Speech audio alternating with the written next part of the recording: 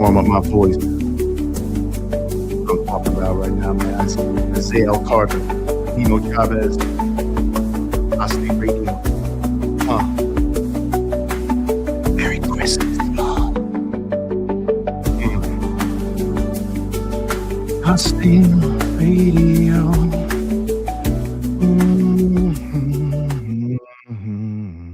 It's amazing how you just hit the you think you hit one button and it don't work. I thought I had hit the right. I thought I hit the button to go live, and then it didn't happen. But a couple of minutes late, but we're here. The last show of 2025. This is Apostate Radio 38.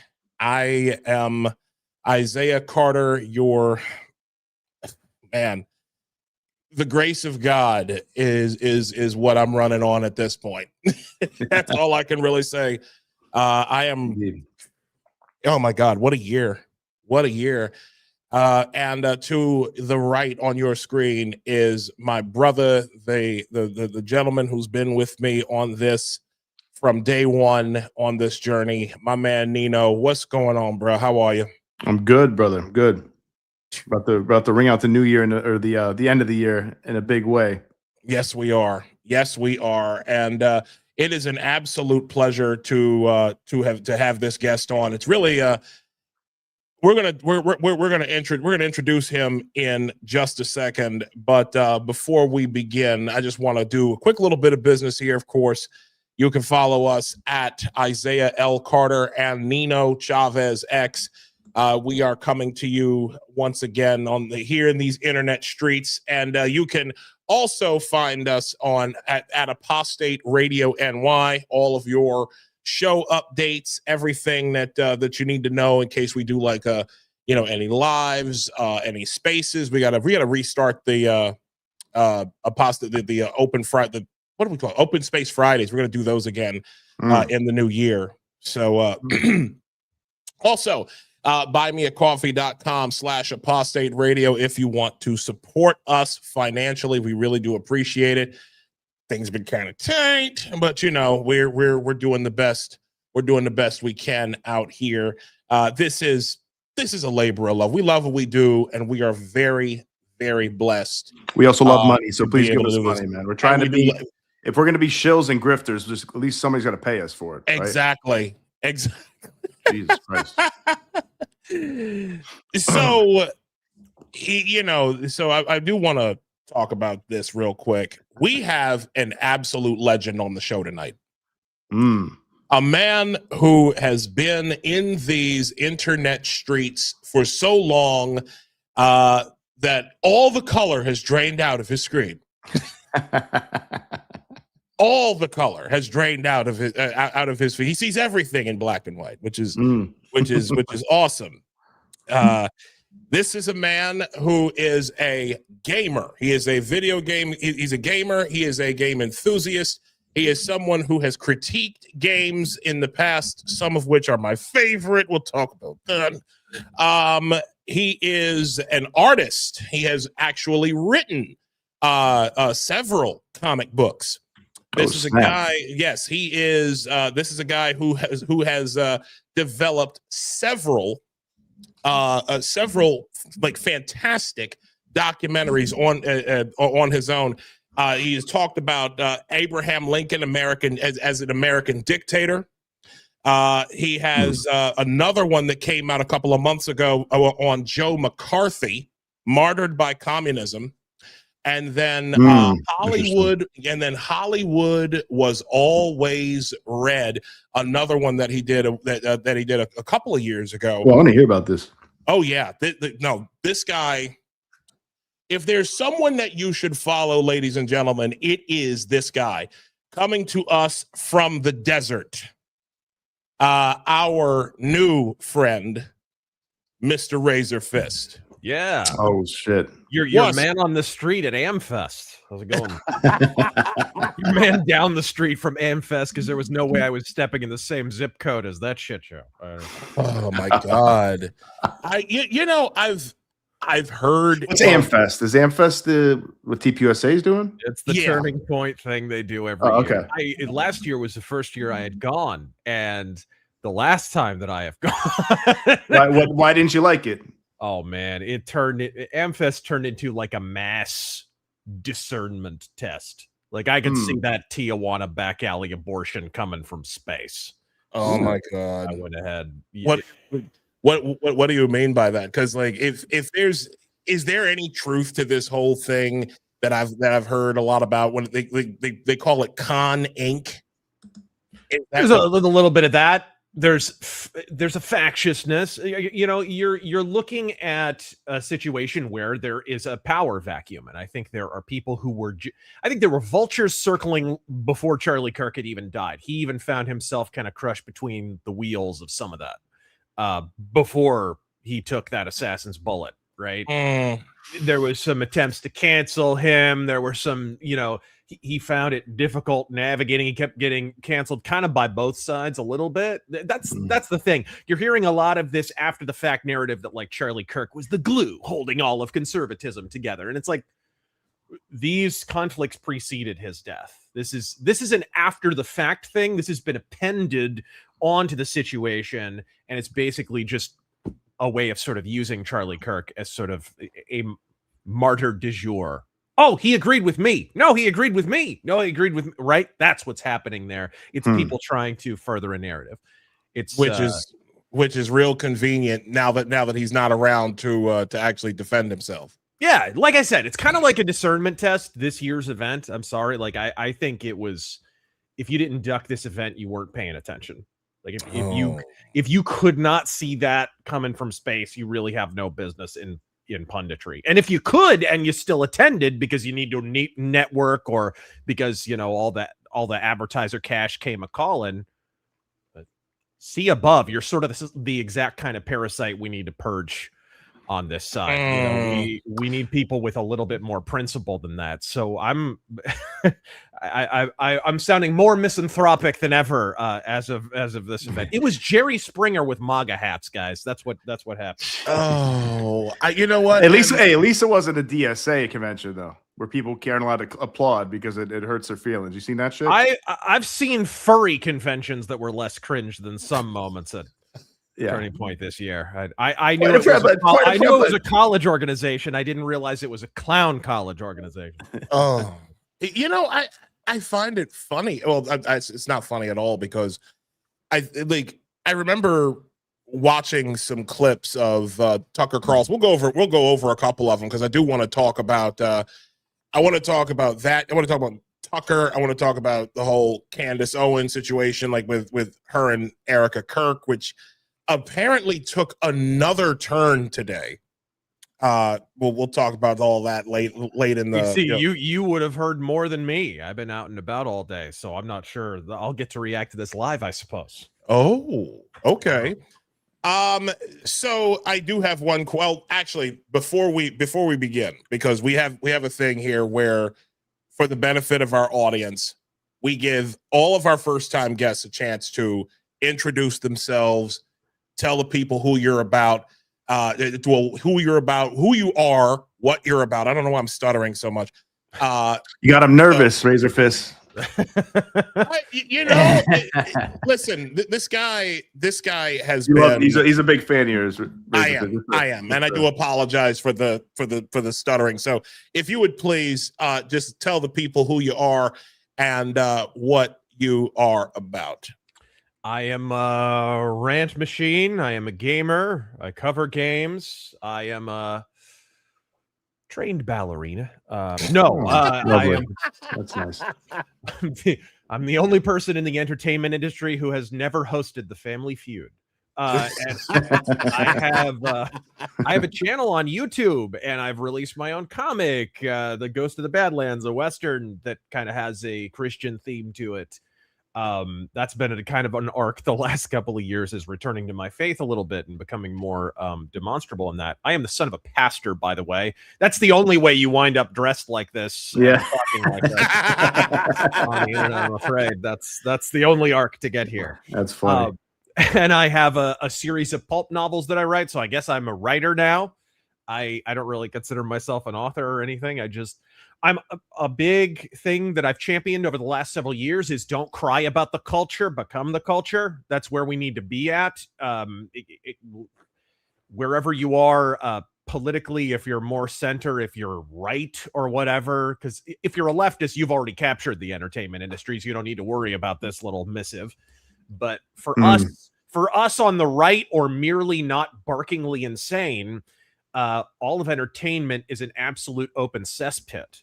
So people are often lamenting, like, what's going on with this? Should we just retreat from the culture? Some people sound that call and even, abjure the idea of having hobbies. I say, no, you have to steer into it. I just did a video on Pat Buchanan, his book, The Death of the West. And it's crazy how prescient that was. He wrote that book in 2002, predicted all of the demographic shifts and some of the political changes. But here's the telling thing. The last chapter in the book, the longest chapter in the book, it's like the size of 5 normal chapters in that book. All he does is prescribe solutions. And nearly fully 1/2 of that chapter is entertainment and culture. So in this book about demographics and the death of the West and all this crazy existential shit, he takes a huge chunk of time out to talk about how we deal with a shifting culture, pop culture, specifically literature, music, because even then he recognized it's the first and major front in the culture war, which is why when, Fagaloon Fuentes or any of the Groyper clowns or whatever tell you that, oh, you can't have hobbies, you can't be playing games, you can't be watching movies, bitch, that's the real front in the culture war. Exactly. You have receded from it, which is why you are only relevant inside the pundit sphere. Right. And it's why you've essentially undergone the process of self-marginalizing. Exactly. So what did Buchanan say that we should do as far as recapturing or re-influencing or whatever the culture? How much time you got? No, we got a lot of time. He did say, and he pointed out something and kind of predicted what's already happening. He could not have predicted the streaming phenomenon because 2002 we didn't even have Netflix, I don't think, yet. No, and or it was maybe a delivery service at the time. Yeah, it's some DVDs they send you. Yeah, so he was like, "Hey, there's DVDs, there's whatever." While current entertainment is a cesspit, older movies from before have ratifying, pro-American, pro-Christian messages. This stuff is new in the sense that it's new to your children. It's new to your family. Introduce them to this stuff, and maybe they'll get inspired to make entertainment of their own one day that ratifies those very same messages. Not a retreat from culture, but an embrace of culture that actually ratifies that. So, yeah. And for me, as someone who I'm a gamer, I'm a sports fan, I've American football and also soccer. I do like soccer as well. You admit this before witnesses. You want to,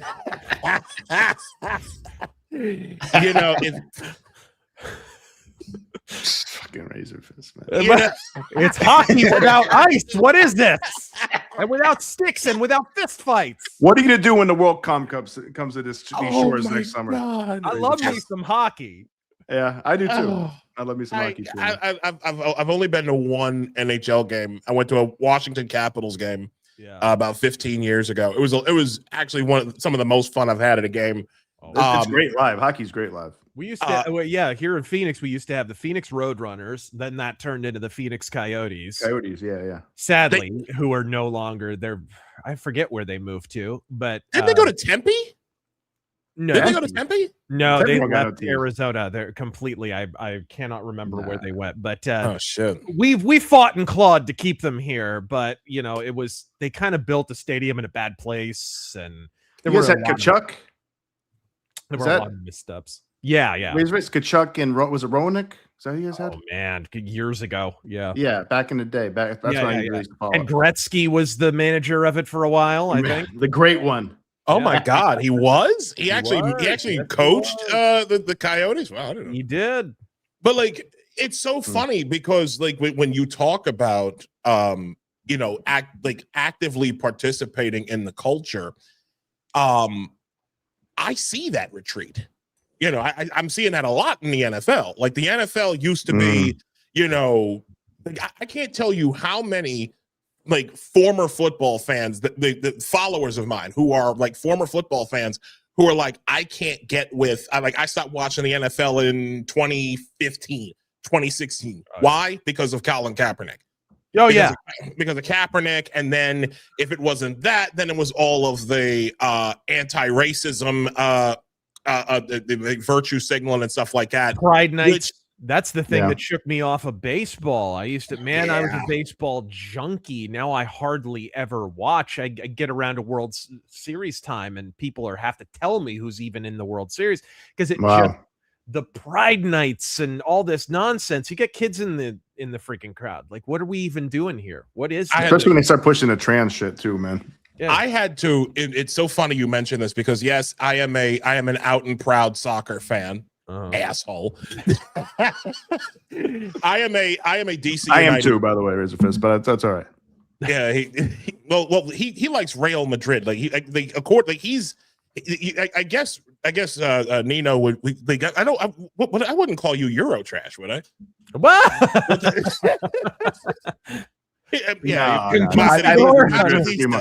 I've been Madridista since back in the day, since I was like in high school. So. But anyways, like when it comes to DC, I've been a fan of theirs since 2013.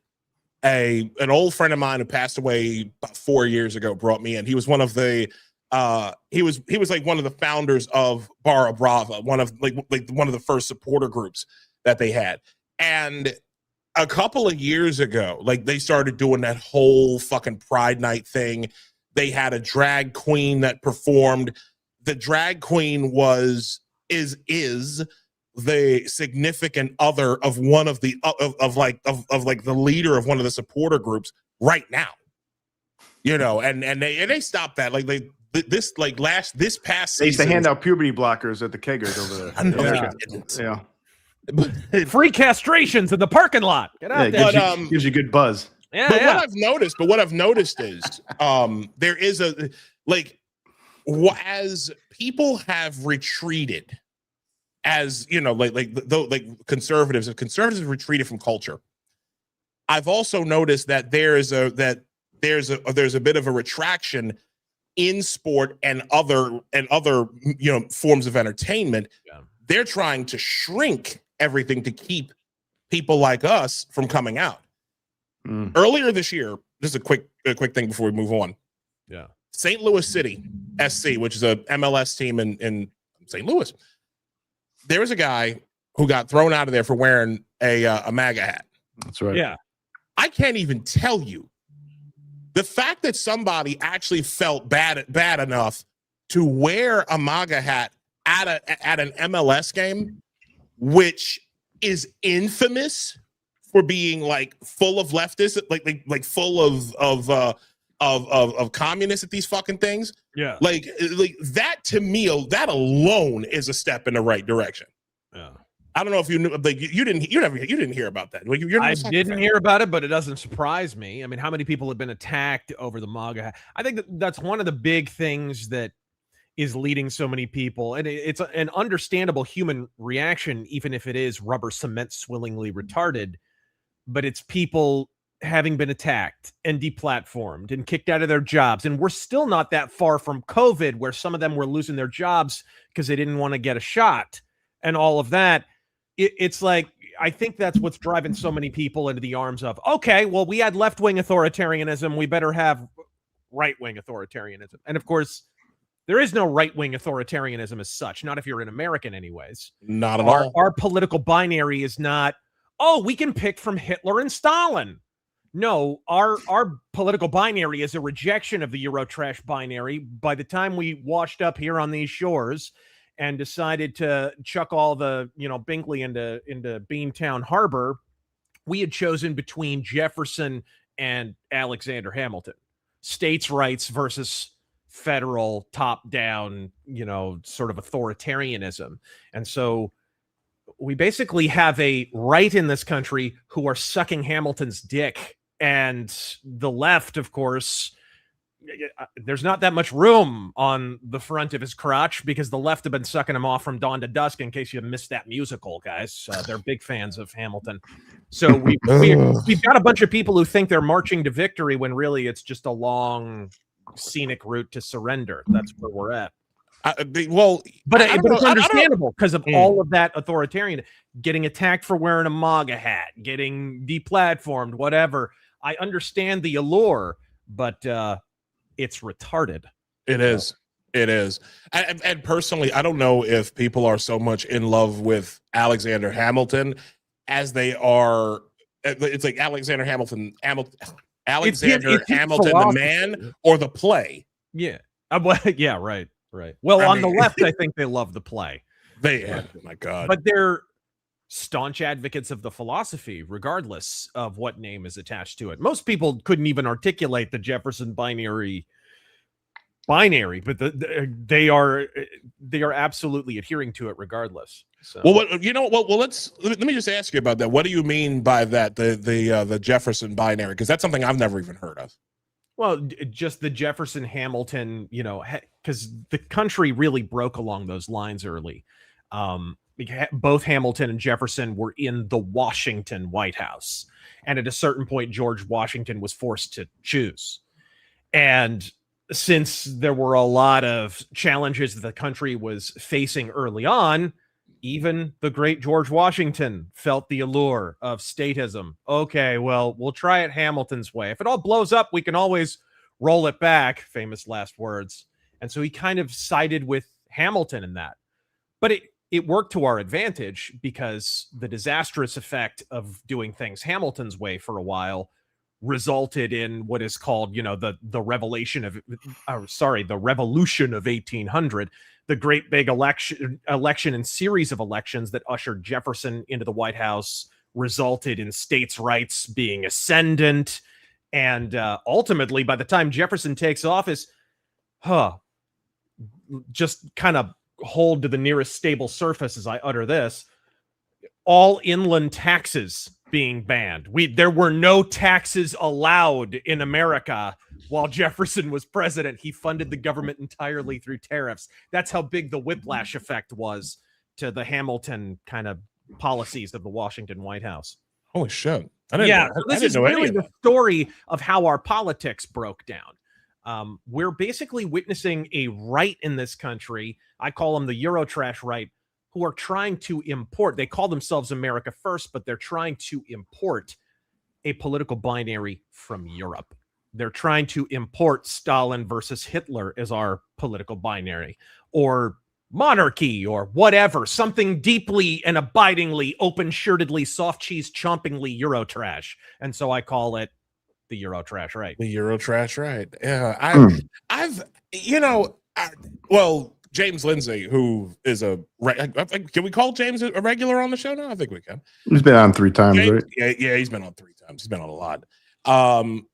James has along with several others, he refers to those type of guys as the woke right. Yeah, and I get that. I'm not a big fan of that term, but in terms of labeling, why not? I get it. Serious question. I don't want to. It's effective in its own way, and I understand it. I understand the argument. It's using the same dialectic, right? It's the same strategy where you're presenting people with a false choice between one extreme and another. But it sort of fails to pin down the real deception at the core of it, which is that we're importing a non-American thing and calling it America First. If you're anti-immigration, if you're anti-illegal immigration, if you're like nativist, flat out native, these are nativists. They describe themselves as nativist. How are you going to import politics from an entirely different country, especially one where the systems that you're attempting to import, the binary you're attempting to import, like, how's it going for Europe? How's their refugee crisis this week? How's that? How is the bulwark of Eurotrash statism standing up to third world immigration?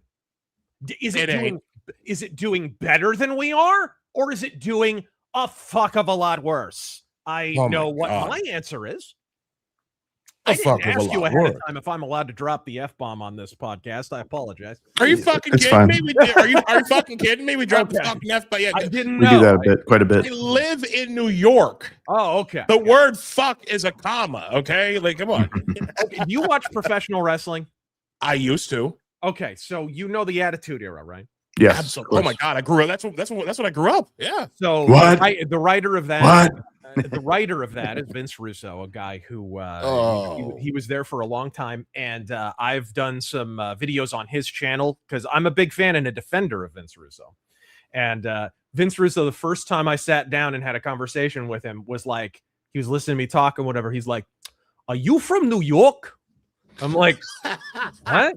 He's like, "You can't be from Arizona. You need to be from New York. Your style is you're from New York. That's where you're from." Oh my God, that is Brooklyn all the way. Yeah. So wait a minute. So hold on a second, because Vince Russo, oh boy, Jim Cornette affectionately refers to him as shit stain. Yeah. I affectionately refer to Jim Cornette as a deep fried Southern hack. Help me out. What's up with the tennis racket? What was that? Okay, we'll start there. Hey, what is up with that tennis racket? Yeah, well, his wife can't beat off all the wrestlers. Jesus. Oh my God. You heard about that one. You heard it. Everyone did. Everyone did, I'm sure. Oh my wow. God. Oh. He was renting his wife out, as we hear it, to the Brock Lesnar's of the world and whatever, while he was running. Oh yes. Wow. In addition to being more full of shit than the only Porta John at Coachella, he's also a bit of a swinger. He likes to share. He likes to share. Oh boy! Why is everybody always feeding Brock Lesnar women like he's like King Kong or something? I don't know. You heard about Vince doing that, right, in his documentary? I don't. Not Vince Russo. I'd rather not think about it. Yeah, I'd rather not think about most of the allegations and that. Yeah. I had no idea Vince McMahon was German. What with the crapping on the girl's chest and stuff. I didn't. Oh my God! Oh wow! Yeah. Oh my God, that guy. I remember Vince Russo from the Montreal Screwjob in 1997. That to me, or do I have that? I have that year right? Man, 96. Like that's when Bret Hart got screwed out of. Yeah.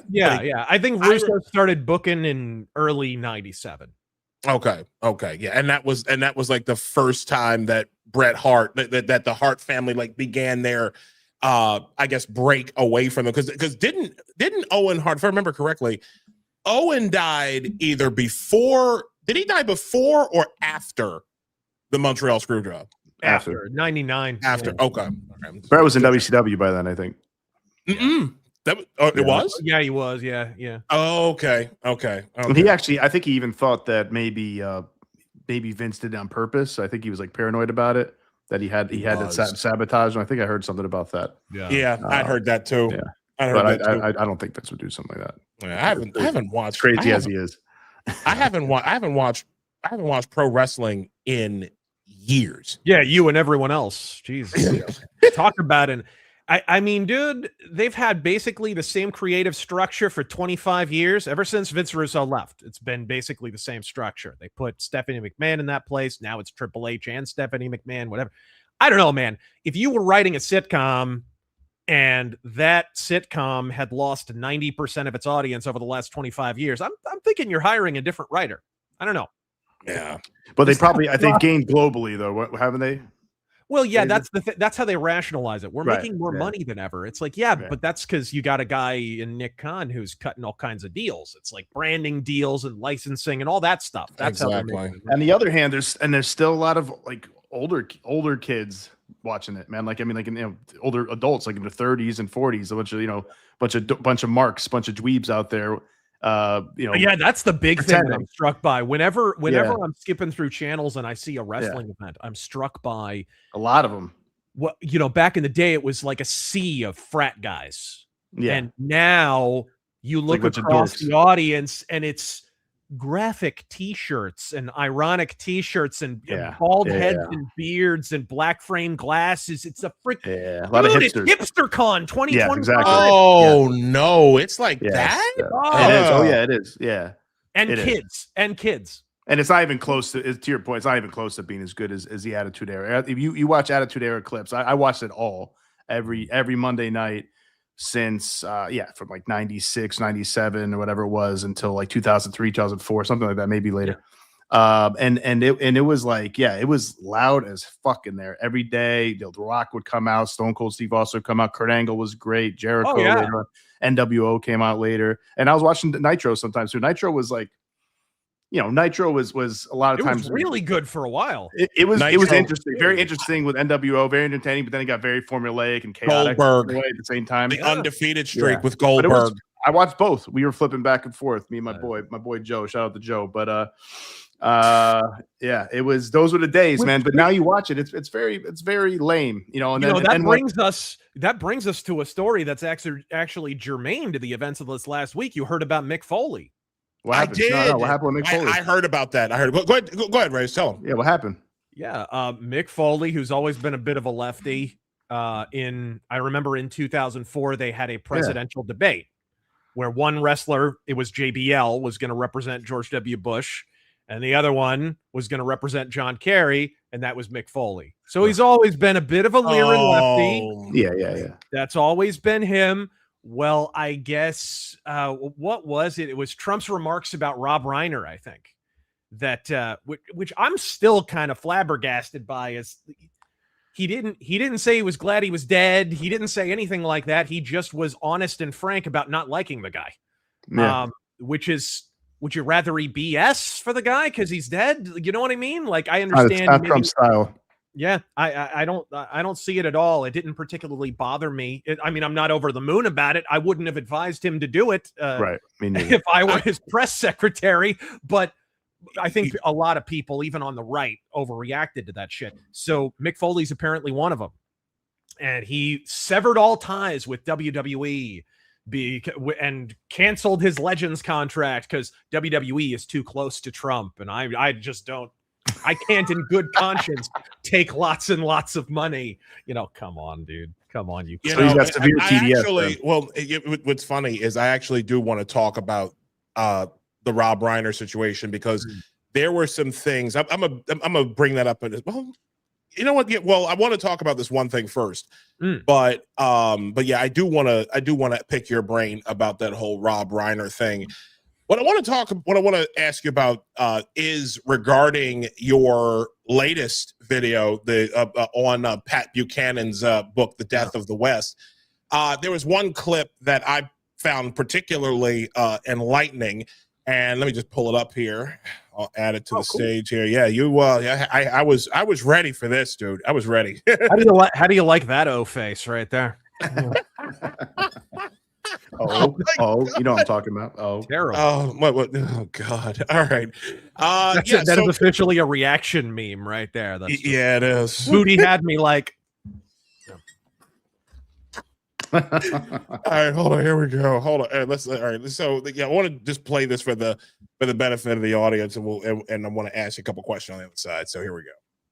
Present. Take his remarks at the close of the book, where he discusses the cynical strategy of the social Dems as they callously corral every illegal and aberrant minority into Marxian voter pig pens. It's a tactic I've discussed since even before the seismic sea change that was 2016. But as I've also pointed out, it's also the reason Dems now rely on election laws dirtier than a Charlie Sheen blood test to have a hope of hanging on to power. I like to call it scorched earth electioneering, a tacit concession that the left cannot make the sale on a party platform that looks increasingly like a hangman's scaffold, which to me explains the divide MAGA op we're witnessing on social media at present. And make no mistake, it's a product of their big pig pen strategy. You can round these Riris up and program them to pull the lever for lefties exclusively, but get them all in one room, it's Lord of the Flies, fuckers. Blacks have long-standing grievances with Latinos, lesbian third wave feminists ain't fans of dongs in the women's restroom at the WNBA season opener, and gays, Don't get on with transsexuals, outside of Nick Fuentes' viewership anyways. Sure, you corralled the little piggies and impelled the one-issue wonders to vote on party lines in every election. Problem is, your coalition is more atomized than a Venezuelan drug boat, and it was only a matter of time before your cannibals buffet acquired a taste for its own. Politics cannot solve an affliction of the national soul. And wouldn't you? And that, my friend, is perhaps one of the most, it's actually one of the most brilliant things I've ever heard. Politics cannot solve an affliction of the national soul. Like, I was blown away by that. My question to you, if you could just give us a little bit of the term scorched earth electioneering, and where are you seeing this play out around the country? It's germane to the events of this last week. We opened up talking about AmFest a little bit, and I think some of that is taken root on the right, and that's really what you're witnessing at AmFest right now. There are people on the right who are, if I have one big gripe politically, it's that if you are catering to what I guess you could call the one issue voter, they have their one pet issue, you're on borrowed time already.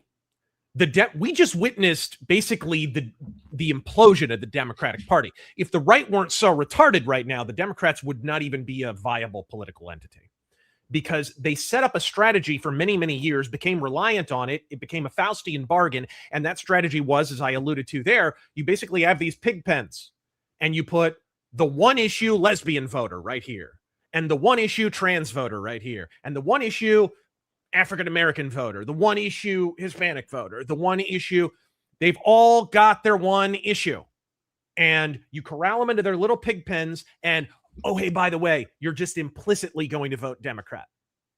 And this was a strategy that worked for Democrats for many, many, many years. Not necessarily in national elections every single time, although under Obama, it was very effective. But, you know, that was their strategy. Now you're starting to see some people on the right who are advocating this very same thing. We have one issue voters in our own camp, 100%. There are people who, if you're not spurging about Israel from dawn to damn dusk, you're not for real. You're not talking about the real. You're a one issue voter. That's what you are.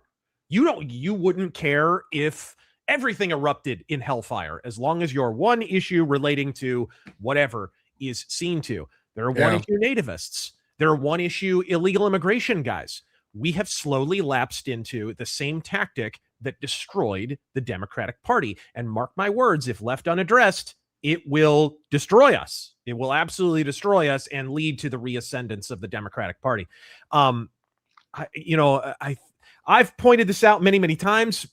It was a big narrative coming out of the 2024 election, but Democrats found themselves on the wrong side of too many 70-30 issues, 80-20 issues, whatever you want to call them.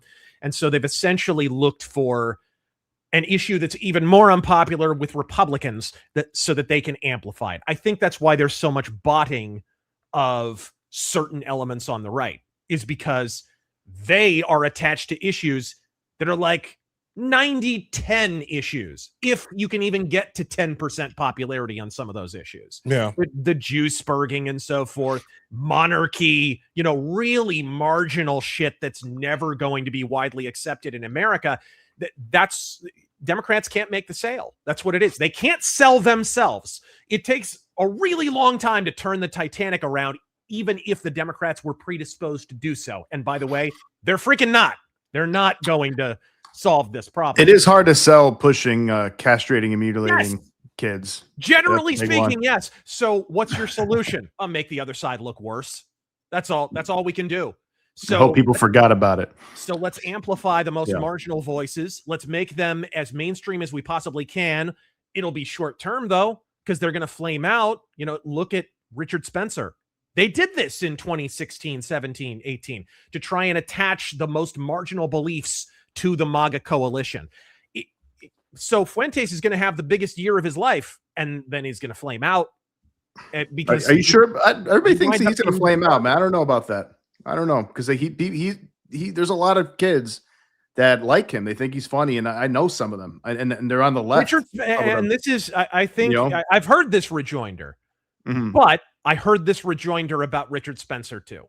And Richard Spencer, I would remind you, was on the nightly news every night. He got as big, if not bigger, than Nick Fuentes is at this very moment, without question. And the He was only doing thing, mainstream gigs on the regular, talking on major network television news every night. And it was clearly part of a signal boosting op for the guy. When was only this? Here is What he year was now. this? Yeah, I probably reminded a number of people watching that he even exists. What Yeah. year was this, Razors? You remember? Like when he around the was- time of Trump's first term, around 2016 the early period. Yeah, I absolutely. will say there's a difference.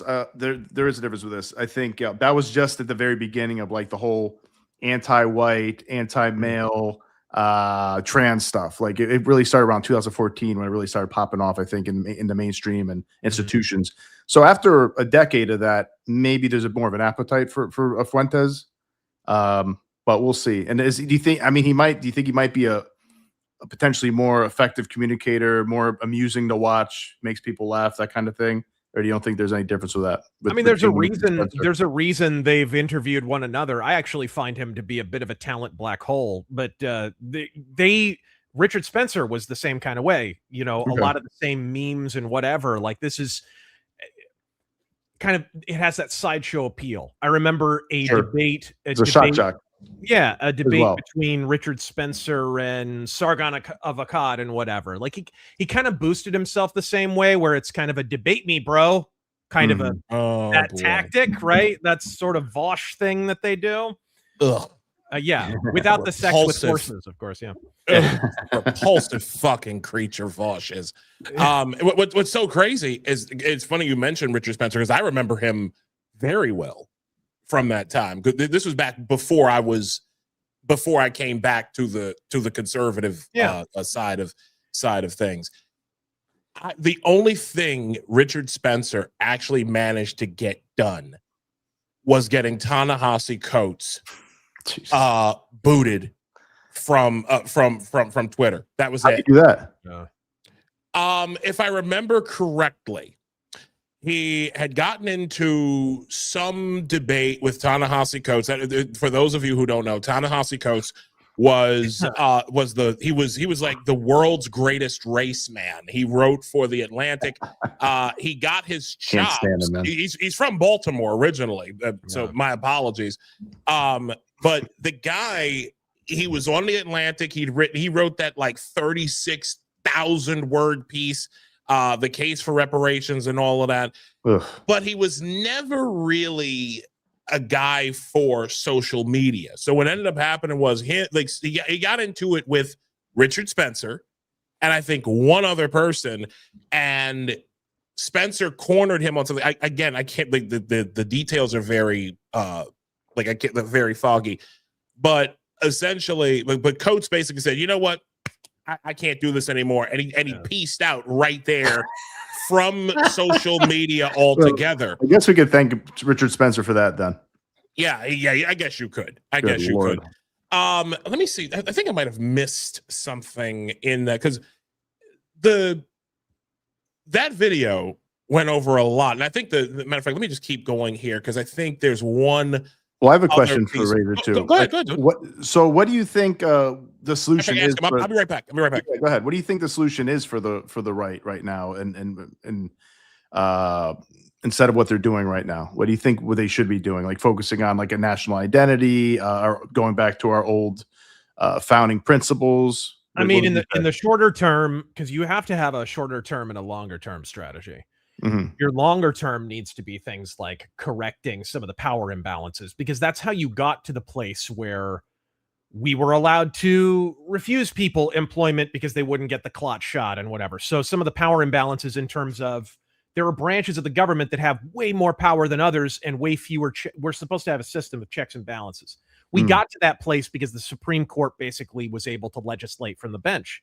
Under Trump, we've seen some welcome reversion a little bit, Roe v. Wade, what happened with all of that and whatever. If we pursue kind of a restructuring of the Supreme Court, that will go a long way, because as Trump has tried to enact his agenda, who's been the consistent monkey wrench in the works. Federal judges, sometimes the Supreme Court. It's been right. So in the longer term, that kind of stuff, and of course addressing immigration. In the shorter term, people are talking about the midterms. There's all this infighting. Everyone's predicting that Republicans are going to get blown out. And I've been pretty consistent in pointing out that, hey, I don't, as bad a shit show as AmFest was, a Jerry Springer slap fight between this influencer and that Spurglord influencer at, Super Wingnut Con 2025 that, Pa and Ma McNormie has never even heard of. I don't think that's affecting the midterms. You know what is going to affect the midterms? $50 tanks of gas, $300 grocery. Exactly. Bill. That's going to affect it. So you need, in the shorter term, it needs to be a strategy of attacking inflation, attacking trade imbalances, continuing to deport, because it's crazy. Just the degree of deportation that we've already witnessed. The housing market, for the first time in how long, the prices have actually started to go down. I wonder if there's a connection there. Geez, you got millions of residents living here illegally. I wonder if there's a connection of any kind. Good luck hearing anything about that from the legacy media, though. Yeah. So that you kind of need to think long-term, short-term. So there's a lot there. I hope that I've never been a big fan of this notion that Republicans are going to get destroyed in the midterms. I'm just not. I mean, given what we went over last week with Aaron Lee and Dr. Travis Morrell in our previous episode, in the state of Colorado. That state is run by fucking demons. Yeah. And there is with all of the trans stuff, all of this, the complete capture of education, and then the whole thing with God, I can't even pronounce that word, but Tren de Aragua. Oh yeah, como va? Oh yeah, oh yeah, oh yeah, como va? Like with all of that stuff going on over there, like my question, I don't think, how could a Democrat win national office? I'm sorry, not national office, but how could I don't understand how a Republican could run in a state like Colorado and not win, unless they do something like Elise Stefanik just did, and here in New York, and that would be part of my long-term strategy. And this is another video. You didn't mention it, but I'm very proud of this video to this day. And I'm more proud of, there are people in the administration apparently who have seen it and are in accord with it. And it's called State Electoral College Now, which is, so when the Electoral College in this country was instituted in this, I think it was the 1790s that it was ratified. There were a series of debates about the fishery bill and all kinds of stuff. And basically the Electoral College, they were already beginning to observe, with only like 1 million citizens and whatever, that politicians were they were campaigning in one city and ignoring the rest of the country, right? So they tried to address that on a national level. Well, in 2025, 1 million people is absolutely nothing, right? One city has 12 times that. The problem that the founders were attempting to redress on a national level with the Electoral College is now an even bigger problem on a state level, where Nancy Pelosi, to get elected, doesn't have to campaign except in one place. A senator, Chuck Schumer, doesn't have to campaign anywhere but New York City. He never has to go to another city in the state of New York. That is the exact syndrome that the founding fathers were attempting to avoid, but they just couldn't have foreseen the level of population, like the sheer density of the human population in some of these cities. They were still they were colonial at that point. So, and they probably couldn't foresee that the country would be, have this 1960s revolution and basically communist subversion for decades. They were closer to foreseeing that, probably. I mean, George Washington was always concerned with subversion, especially from the outside.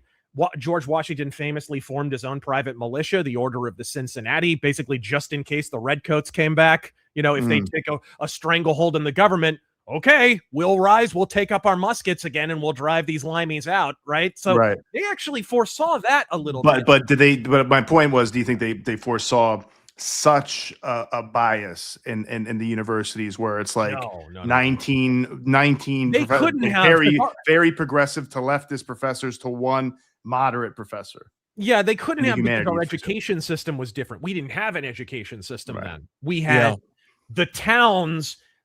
We had an inverted understanding. Today, really, we have an inverted understanding of how the government works. Everything was left to the states. And I think that's really what's going on with us not having a state-level electoral college.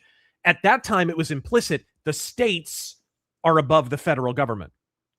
They created the federal government. Therefore, the federal government is subservient to them. So the idea being, well, the states, if they want to enact an electoral college, can do it. That's an implicit power of the states. That started to happen a little bit later on, and the Supreme Court stepped in, and there was a landmark case where kind of they shot that down. If we wanted to instate a state-level electoral college, easy for me to say, we will have to address that Supreme Court ruling, which was massively unconstitutional. The federal government has no power to regulate that. States very clearly have the right to run their own elections. Absolutely. As they should. But my question is, do you think that they're trying to, and by they, I'm referring to the communists, because you're seeing this gigantic shift, right? Like since they lost on the national level, the communists, I actually refer to Democrats as communists because that's all they are now. I mean, you got Mamdani in there, for crying out loud. He's the face of the party now. I don't think they're running from the Appalachian at all. They ain't running, bro. I moved from New York City a few months ago, so I'm north of the city now. So I'm just basically gonna watch and see what happens. But the question that I wanted to ask you was, because what you're seeing, what I'm seeing in places like New York City is you've got these local jurisdictions like your cities and your states that are telling the federal government, telling ICE that, that essentially, no, you're not welcome here. You need to get out. We're not going to cooperate. But now you're starting to see a bit of an escalation. What I'm afraid of what might happen here in New York is where Mamdani gets in and he's going to order NYPD officers to open fire on ICE agents. Right. Now I don't know if that's going to happen or not, but yeah.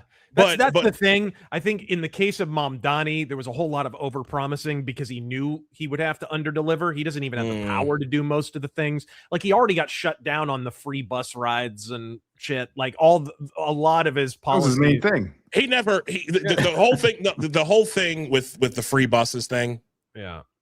What a lot of people don't understand, and I knew he was not going to get that from jump because a lot of people don't realize this. New York City Transit, okay, as an is a part of the Metropolitan Transportation Authority, okay, meaning they are a state-run agency, meaning that the governor is in charge of New York City's buses, the subway system, both commuter rail, the Long Island Railroad, and Metro North. Yeah. The state runs all that.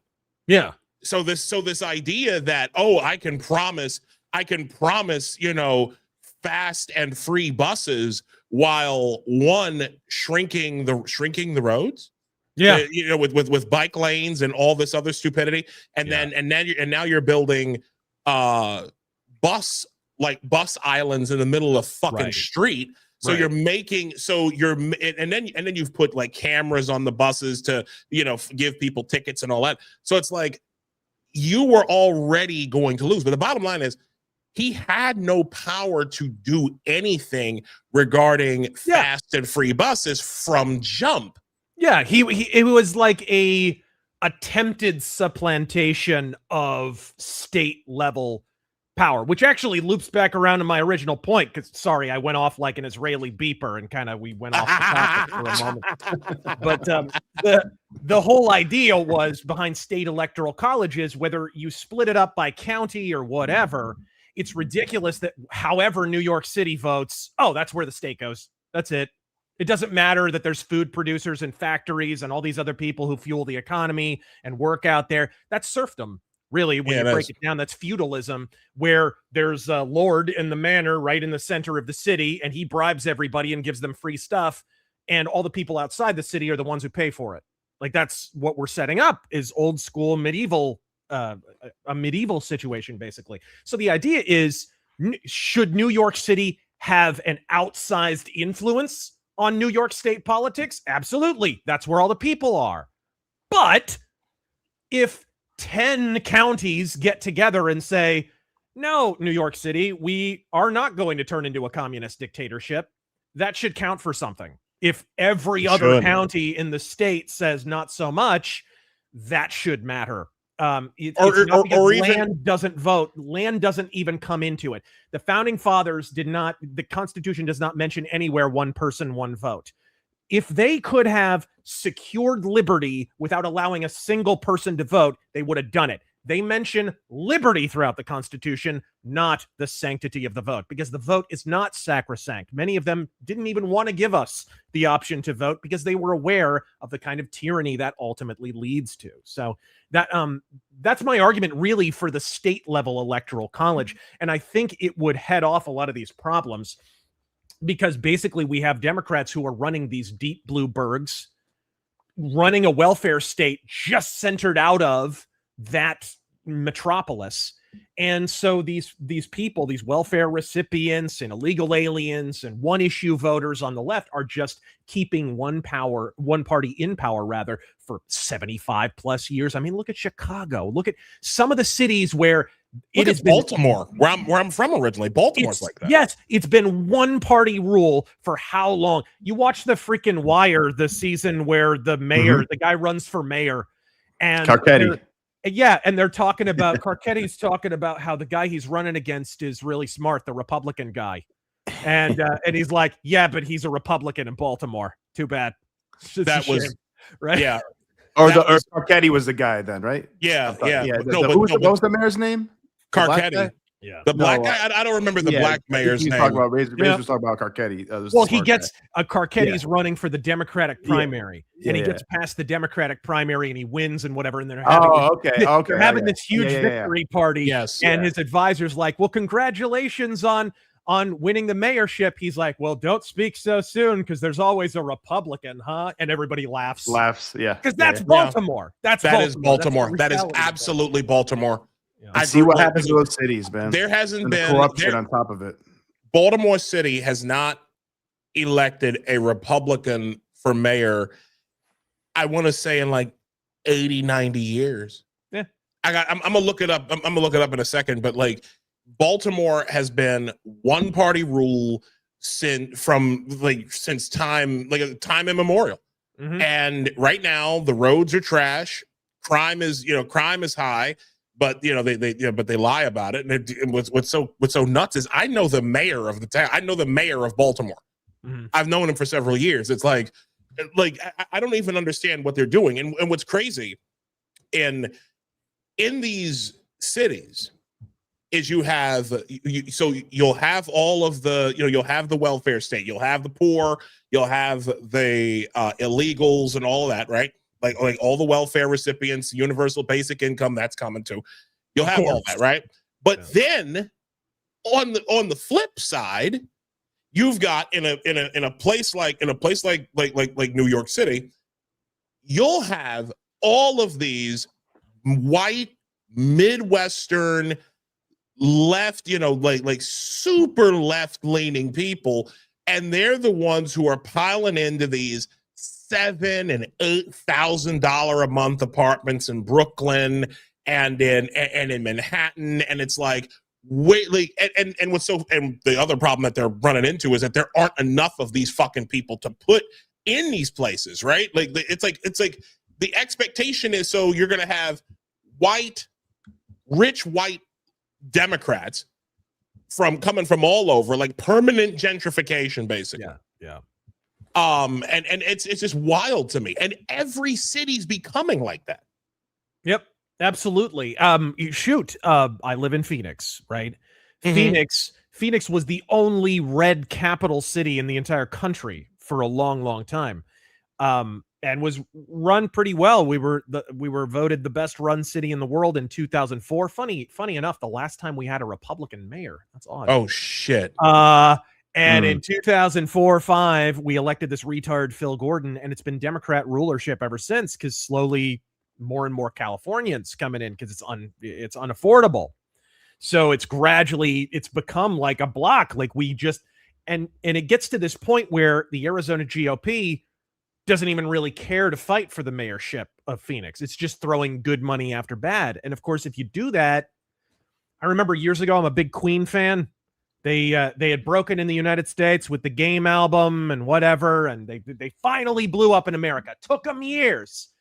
But then they decided, Freddie Mercury at a certain point decided, we're not going to tour America unless we have a #1 hit over there.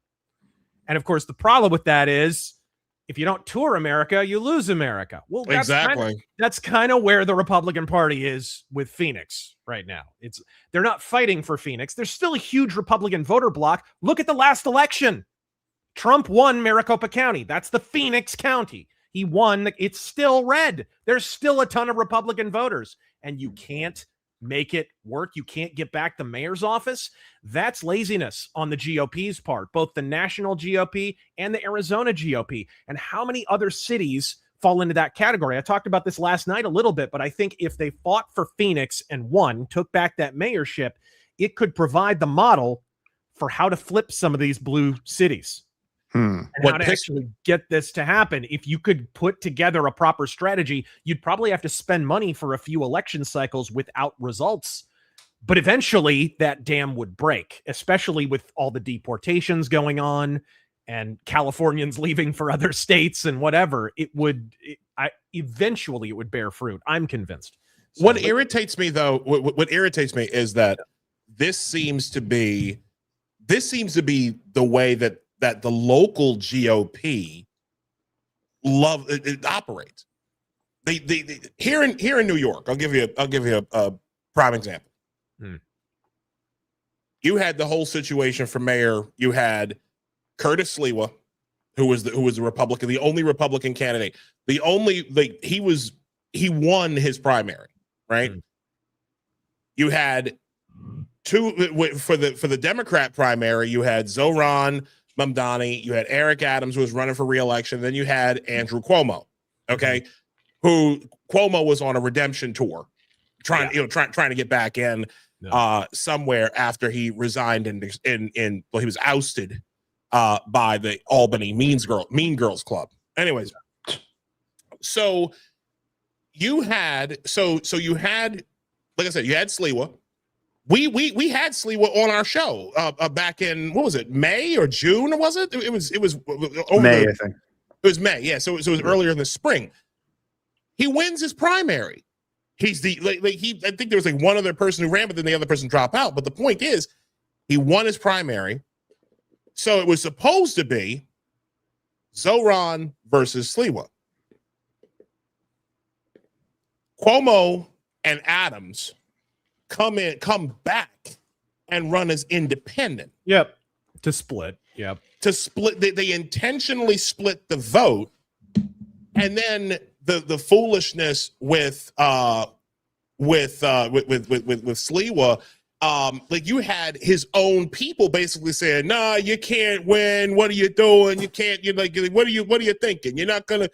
Like their intent, like Republicans. Local Republicans were fighting against their own candidate. Yeah, like you're handing, and everybody's screaming, like you're handing the city to Zohran, and what happened? Zohran won. Yeah. Although I really think that was more so, that election was more so won in the primary with the ranked choice voting and everything. There was a lot. Yeah. That if you want the real culprit for the Zohran phenomenon. No, I disagree, because Zohran didn't even need it. He did not need ranked choice voting. He beat everybody on the Democrat primary fair and square. There was a bit of a coalition. There was a bunch of DSA candidates that were down ballot, but for the most part, Zoran won. The Democrat voters here, in New York City, they chose Zoran straight up. They didn't even need ranked choice voting. It was crazy to me. But so yeah, it was supposed to be. But like I said, it was supposed to be Sliwa against Zoran, but then Cuomo and the establishment guys come in, and like I said, they're the ones who split the ticket. It pissed me off. Yeah. So let me see. Oh God, we've got a lot to cover. We got a little bit to cover. Let's talk about this. Getting back to video games real quick. Now that we've discussed the downfall of Western civilization, let's talk about something even more apocalyptic: the video game industry. Yeah. Yes. So several months ago, you shot this video called "Go Broke, Get Woke, Ultimately Croak," and I have that video queued up as well for a certain obviously we'll play a clip. We're not going to play the whole thing. Yeah.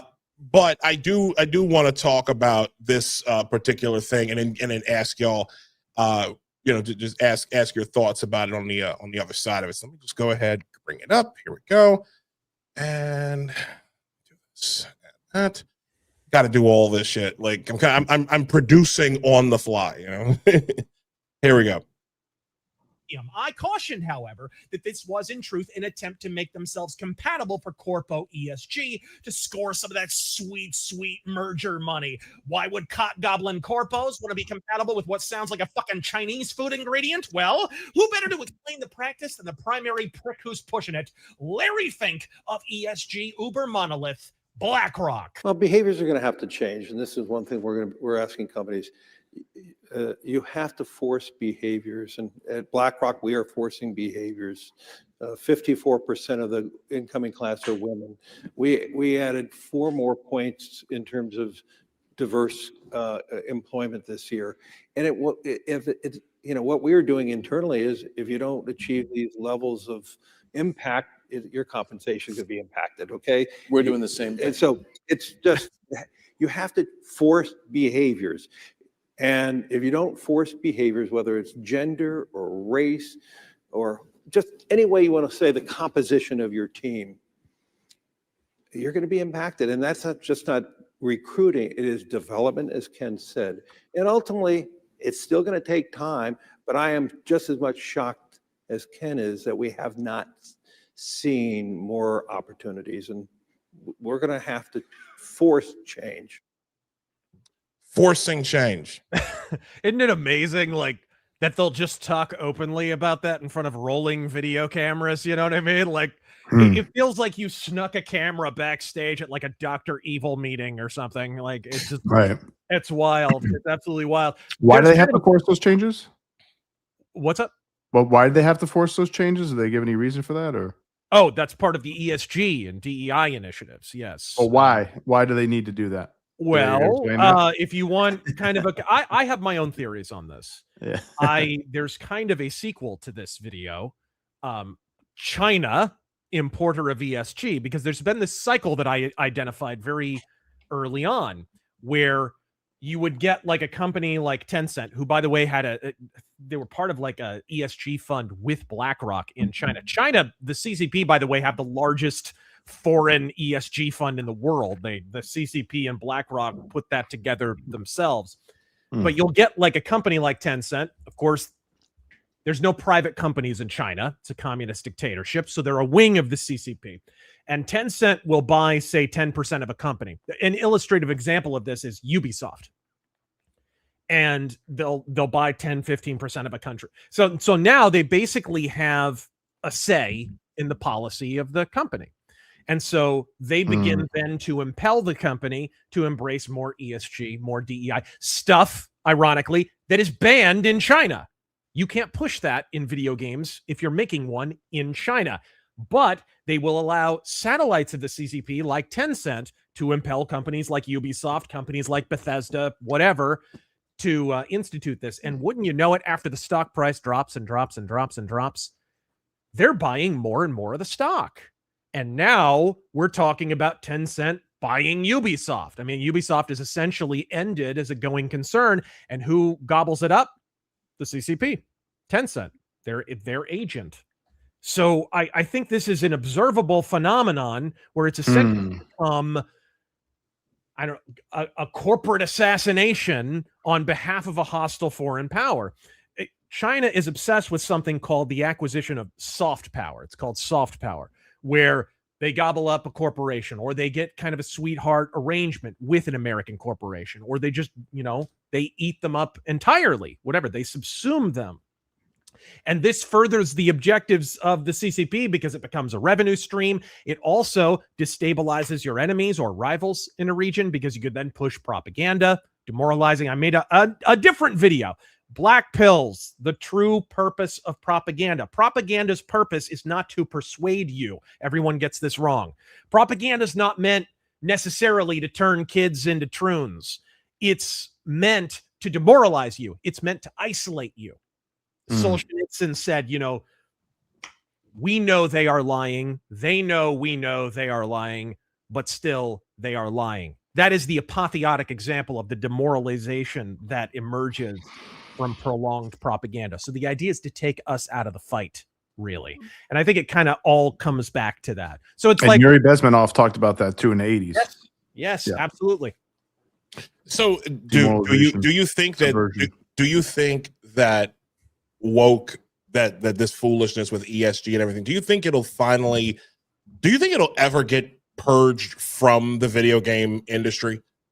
I mean, I know there's like a bit of self-deletion, like with these mass layoffs and everything that are happening with certain studios, and then like games like Expedition 33, which that was actually, I'm gonna get that soon. I've heard massive things about it. It's good, but do you think that we're gonna like finally get out of this woke era of gaming?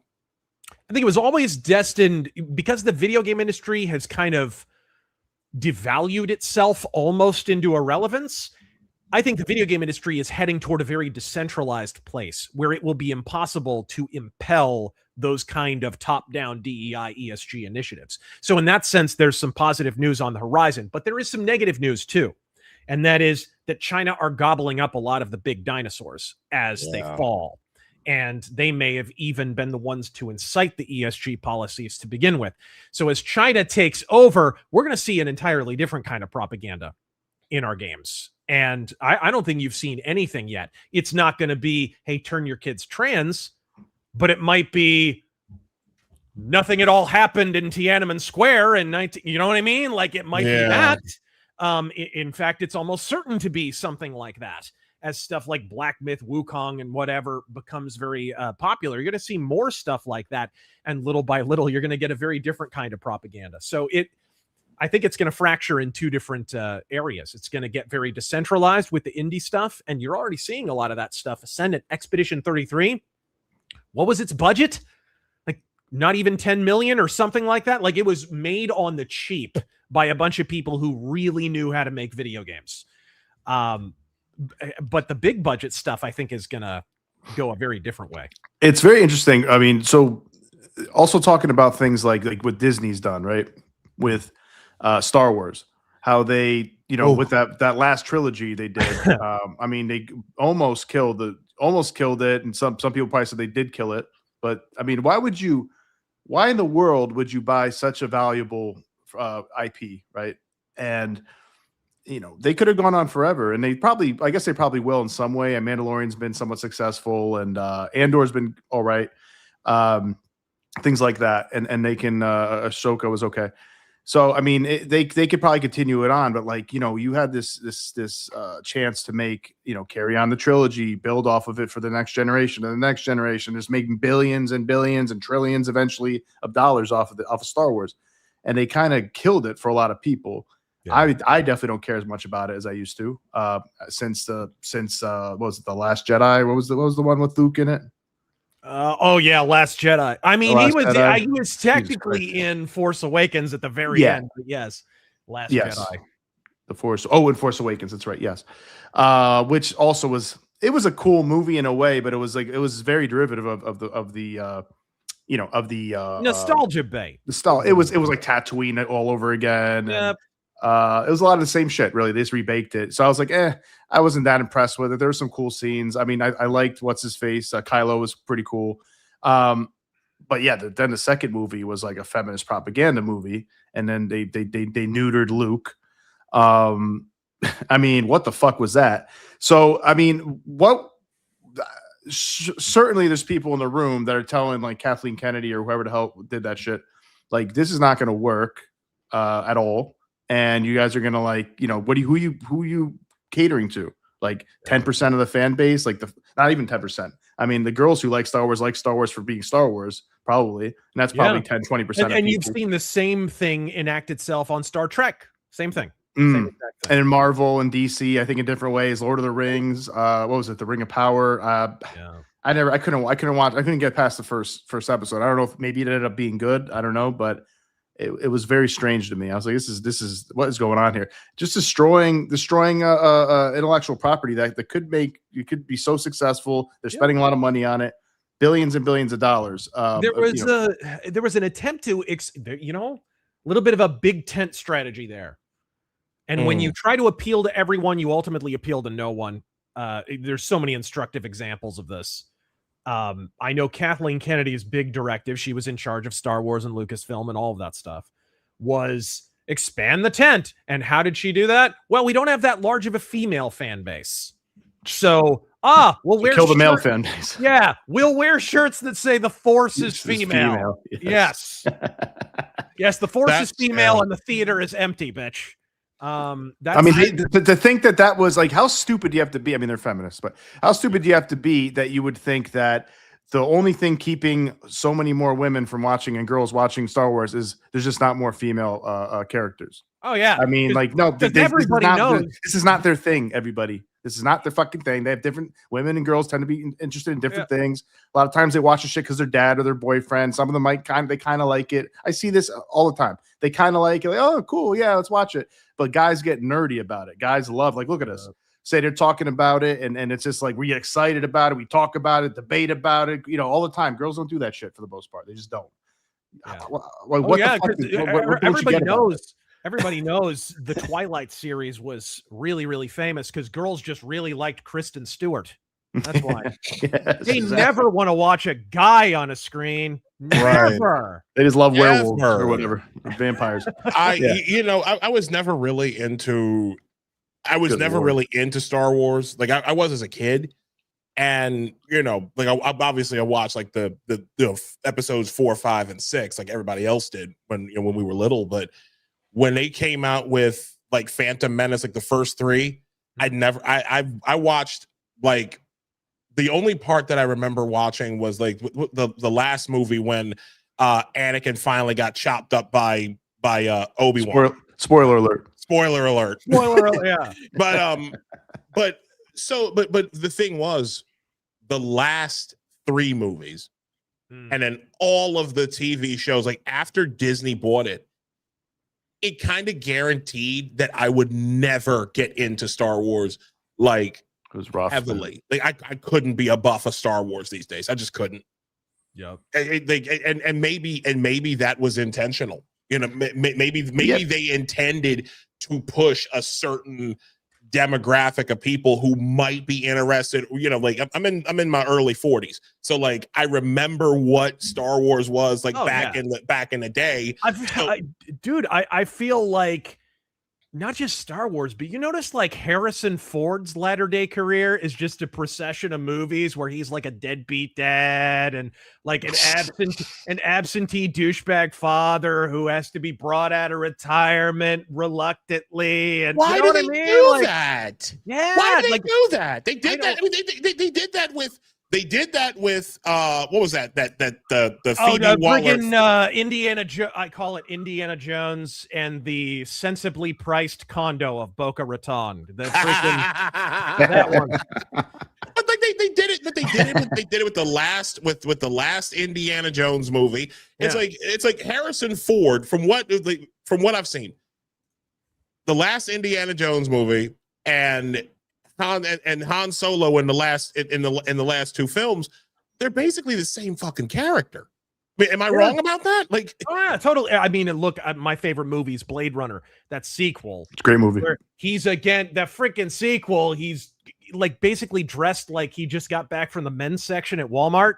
Like he's just sleepwalking through his performance. Like, okay, when does my check clear? Like, does Harrison Ford's agent even remember the word no? I have no idea. I just watch Harrison Ford movies at this point to find out what body part he's going to break on set. Like every single movie. Oh my this God. dude is losing limbs like the Black Knight from Monty Python. Every are you single movie. serious, Mr. Glass? Dude, I didn't know this. Star Wars, he got like crushed by a door. Oh my God. like broke his sternum on the set of Indiana Jones. Like, I don't even know. Oh, But not to be I never knew conspiratorial. any of that. Wow. Not to be conspiratorial, though. It's like, is Disney and the people in the room that stupid? Or is Kathleen Kennedy that stupid ideological? Or are they killing these IPs? Maybe it's, I don't know if it's China or BlackRock or whoever the puppet masters are in the world to demoralize us. Like, these are like our big masculine national narratives, Western narratives. These are like Lord of the Rings, Star Wars, the Marvel superheroes. These are the things that we get all excited about. We grew up on. It convinces us to be patriotic sometimes, to be brave. Yep. These are our old narratives, and just kill them one by one, and then what are you left with? You're left with a bunch of fucking TikTokers or some shit. Yeah, I don't know. Look at the thing they're trying to pass off as an Avengers film.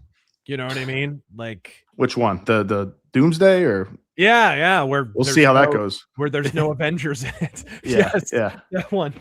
Well, they were this last phase. They just had they were replacing all these characters with like female characters. Like everybody's daughter. Everybody's got a daughter, and then they're adding more women. I'm like, is the Avengers going to be like half women or 60% women? The next one, it's like. That's just not gonna work. It's just not gonna work. I'm sorry. I mean, like, you guys can make your own. You guys can make your own storylines and everything, but like, you got to leave the Avengers mostly the Avengers. Yeah, they have Robert Downey Jr. as freaking Doom, Dr. Doom now. Fuck is that? And about? Instead of Iron, Steel. Instead of Iron Man, you got Iron. What I want to say, Iron. I want to say Iron Woman, Heart. But There's also Iron Heart. Man, yes. And then his daughter is going to be an Iron Woman, Yeah. I think. So it's gonna be two Iron Woman girls. There's Echo, which I hope two Iron Girl. Yeah, there is. Dude, Iron Girls just sounds like a commandment. Yeah, it sounds like a porno. Yeah, but iron my shirt. Iron Girl. Yeah, it's good. Wait a minute. Are you serious right now? There's there's Ironheart. There's a black Tony girl who's Stark. like the genius black girl. Of from the hood. course. Yeah, of course. And then there's his daughter. I think is eventually going to be the next Iron Man. Yeah. And then they got Black Echo. Panther. Then they got Hawkeye's a girl. There's the Black Widow. They replaced with another Black Widow's sister. There's just like a whole lineup of girls coming. And I don't know if they're like, it's just like, maybe you're overdoing a little bit. You can have some girls. That's fine. Like, maybe do the ones that are more popular. Don't just toss everybody out and have their daughters join. Well, they tried Captain Marvel, and how'd that go? And they fucked that one up big time because that was a propaganda. That was even and if I remember nephew correctly, to the patriarchy. Yeah. But hold on a second. But if I remember correctly, even that version of Captain Marvel was a gender swap. Yeah. Because the original Captain Marvel was like this big buff dude, and it's like, listen, and to be fair, she was that Captain Marvel. I think was for a long time also a female. I think that was it wasn't like what they did with the fucking Silver Surfer. Carol Dan. Yeah. Oh, good Lord, man! I didn't see that. I didn't see that. I didn't want to see that. I'm a big Silver Surfer fan, so that pissed me off a lot. How wild is it that it wound up making Fantastic Four 2 Silver Surfer look good? Yeah. I mean, Yeah. I liked the Fantastic Four, the new one, but I just it's so hard to get over that. It's like, why did you make Silver Surfer is Norrin Rad? I mean, that's what in 2 comic books maybe it was his girlfriend. Yeah, and that was almost like an crazy. Elseworlds thing. Yeah, it wasn't even really like, it was like semi-canonical and whatever. Yeah, my favorite story about Silver Surfer on film. You remember when movie trailers, like during that era in like 2005, 6, 7, where when movie trailers would come out before they went to YouTube, they'd be exclusive to Apple trailers. Yes. Remember that? Yep. Sometimes you'd get like a proto version of the trailer, like it wasn't quite finished. And so Rise of the Silver Surfer, Fantastic Four 2 is going to come. I remember it. And we were counting down the days because I'm a huge Silver Surfer mark. Me too. Getting ready to release it. And me, but I'm working in a comic store at the time, and we're like, oh, counting down the days. Yes, we're gonna watch this thing, and we're sitting there watching it full screen, whatever. And then we watch it once, and then we watch it. My manager goes, "Hey, I'm gonna watch that back. I think I saw something." I'm like, "Oh no." Oh, okay, whatever. So we go back and we start from the beginning, and he pauses halfway through. He goes, "What's that?" It's Silver Surfer flying toward the screen. It was like a prototype version of the Silver Surfer. Like the graphics weren't done yet. Oh, I guess they left his dick on. Oh, oh my God. I was going to say, this trailer had Silver Surfer dong in it. So here's this little stack of dimes flapping in the breeze. All of a sudden. What? I didn't need that. Oh no! Yeah, good time. I wish that had been. Oh in the movie. Little proto Dr. Manhattan there. Yeah, exactly. An ode to Dr. Manhattan. Yes. Jeez. No, that was. I'm a big Surfer fan. I actually loved it. That movie wasn't so great, but I love the Surfer scenes in there. Yeah, like when he's thinking is choking the Human Torch, bringing him up to space, and fucked up Dr. Doom. I was like, hell yeah, let's go, man. Yeah. It's so bad because like I checked out of the MCU after Endgame.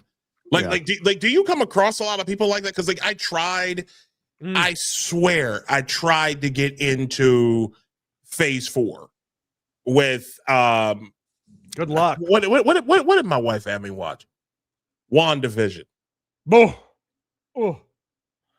WandaVision. WandaVision made me angry because it started off really, really well, in my opinion. It started off great, and then like it got progressively worse. Like as you realize that, okay, Scarlet Witch just fucking kidnapped an entire town because her robot boyfriend that she used to have like hallucinations with got blowed up. Yeah. And then what really got Dude, he had some good Android dick, man. He probably did. Vision, oh god, yeah. Folks. Plus he had the Mind Stone. That Mind Stone, man. And so then, and then at the end of it, you had what's her name, Monica Rambeau. She's like, they'll never know what you sacrifice for them. Like, what type of fucking response? What even was that? What was that? Like, I had that same existential encounter when Daredevil Born Again dropped recently. Where what do you think about that? I just watched it. It was awful. It's like you ever see? It's like all the right elements are in place. You got all the right actors. None of the right writers or showrunners. And it really, really, you want to know the difference between, you want to know the importance of a proper showrunner and a proper writing staff. Watch Daredevil Netflix, which I think is the best Marvel thing ever made. And then watch Daredevil Born Again right after it. There's your operative example. One is made by a bunch of brilliant writers and showrunners. The other is made by a bunch of Disney twinks. I didn't mind the new Born Again. It was kind of mid. It averaged out to about. I think it was too bad. It had some great episodes, actually. One or had a couple, maybe 3 great episodes, and then a whole bunch of filler right in the middle. Whole bunch of, and then some dog shit. I think 2 and 3 were probably the best for seasons. Me. That was low-key for me. Like I love Bullseye. I love the Punisher. I think the Punisher's great. Yeah. Defenders was fun. Yeah. He was probably Punisher was probably the highlight of that whole season of Born Again. But of course, the whole thing, barely you know had him. what happened with that? That's a classic example. We're now in this awkward phase with entertainment where there's stuff that was greenlit during the Biden regime, during the ESG, DEI, really intense phase of that. American Dark Ages. Companies, and Disney's one of them, who are realizing, oh, this shit we developed during COVID is unreleasable. Yeah.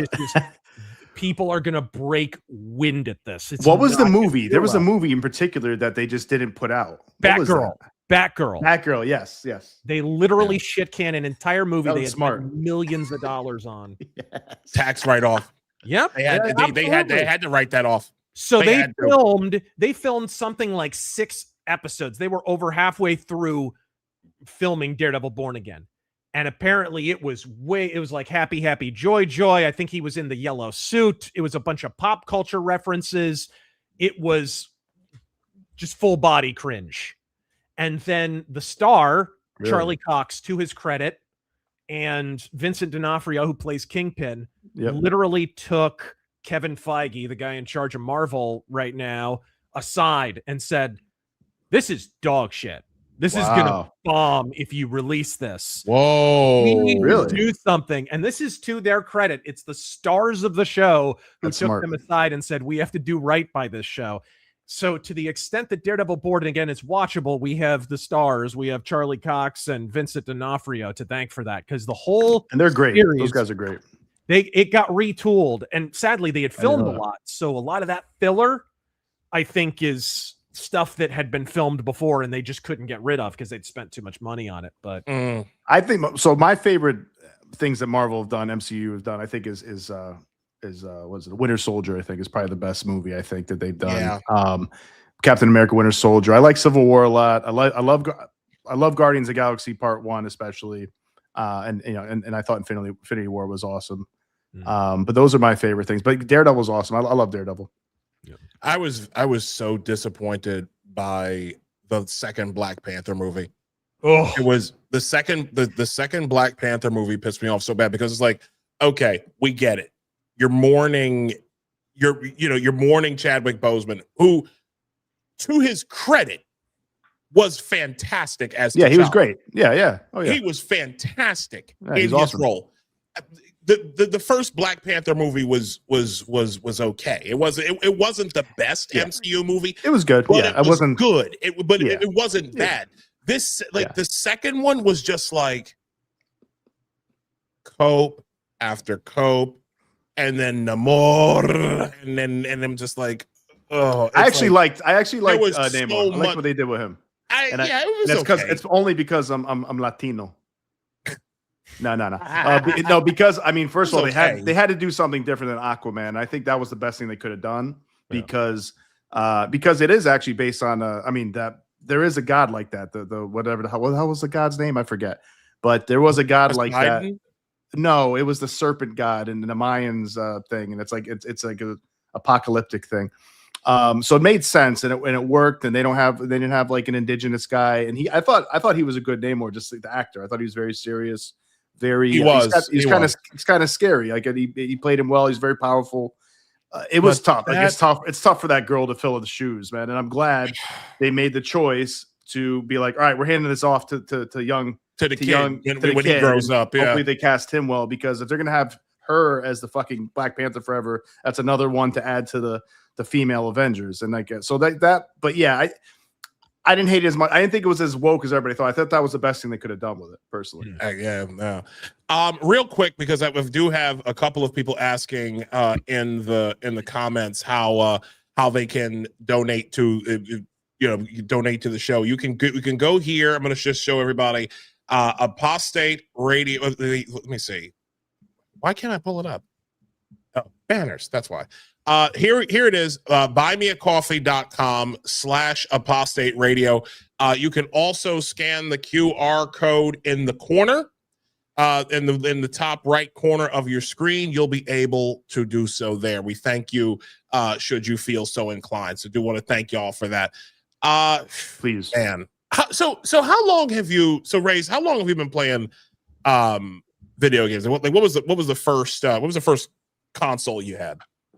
First console was NES, and believe it or not, I didn't even ask for it.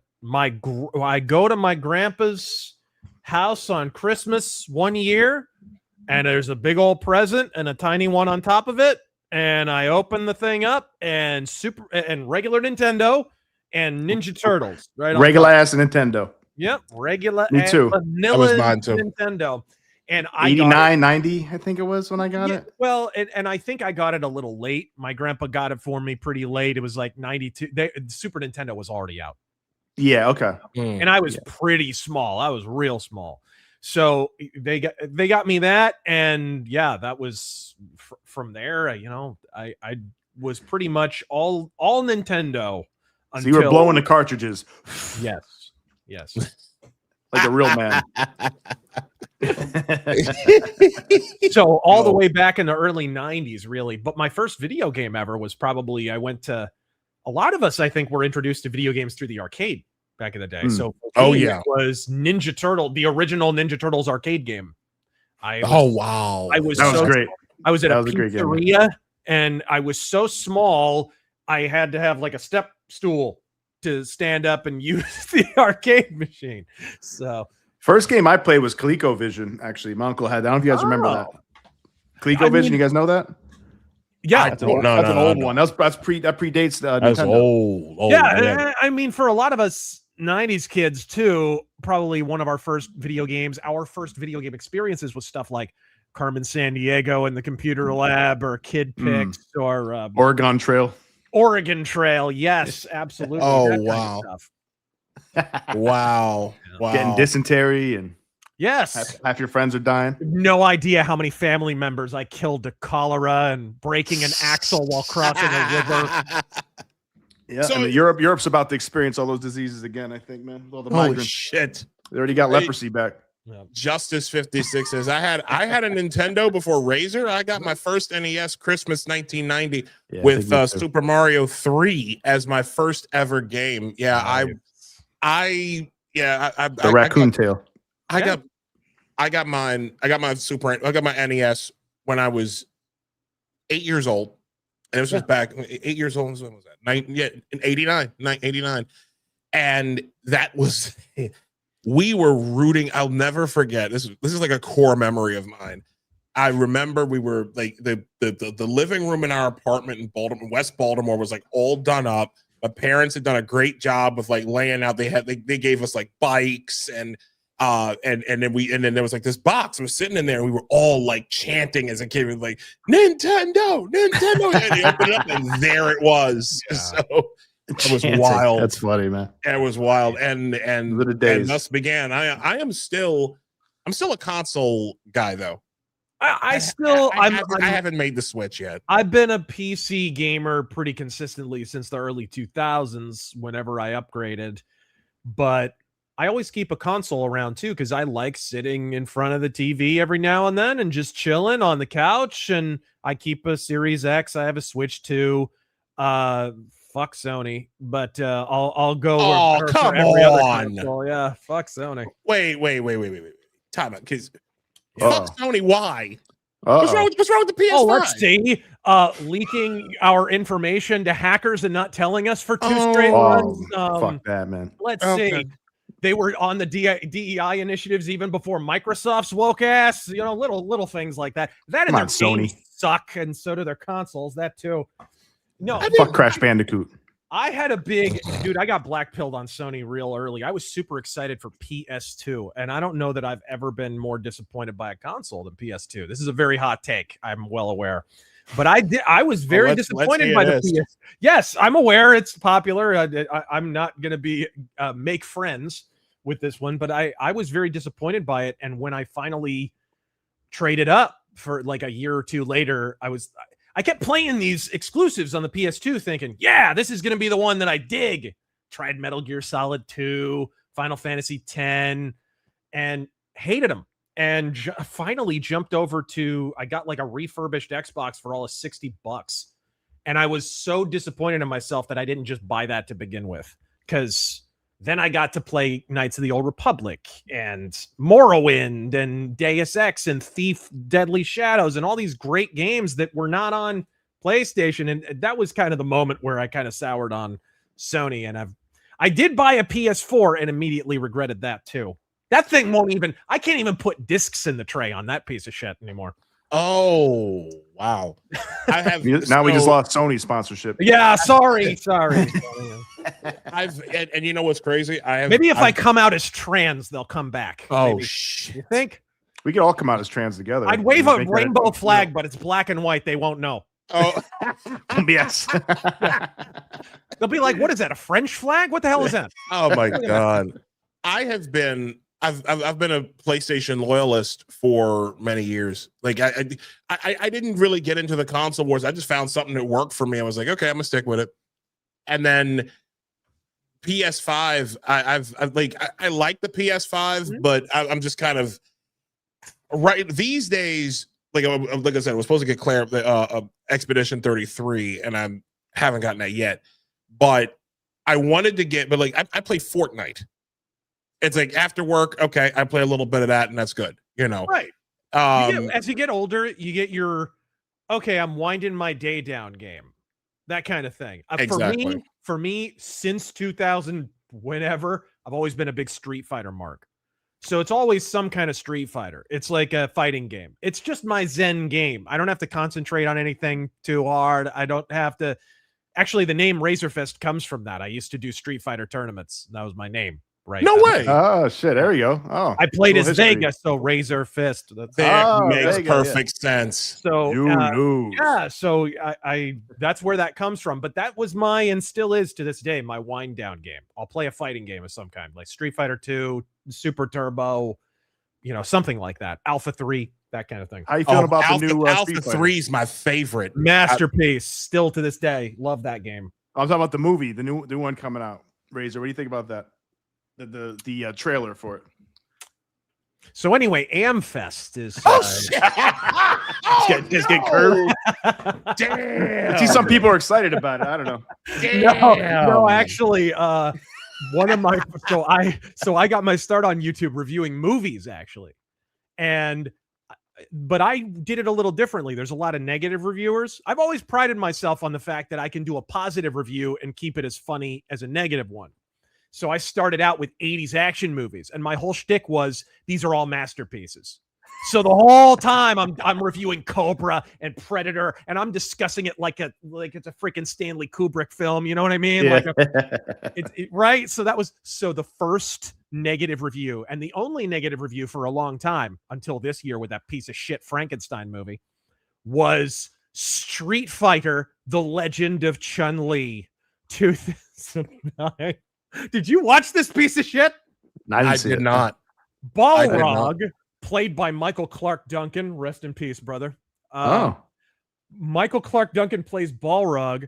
He's hired by M. Bison to attack Chun-Li's dad, and he punches her dad in the head and gives him cancer. Balrog's fists can give you punch cancer. That's this movie. Oh it's my God. Wow. And the dude from the Black Eyed Peas was Vega. Like, what are we doing here? Really? Oh, Jesus. Oh, it was amazing. Oh my God. So wait, so Street Fighter Alpha 3. What's your take on Street Fighter 6? No.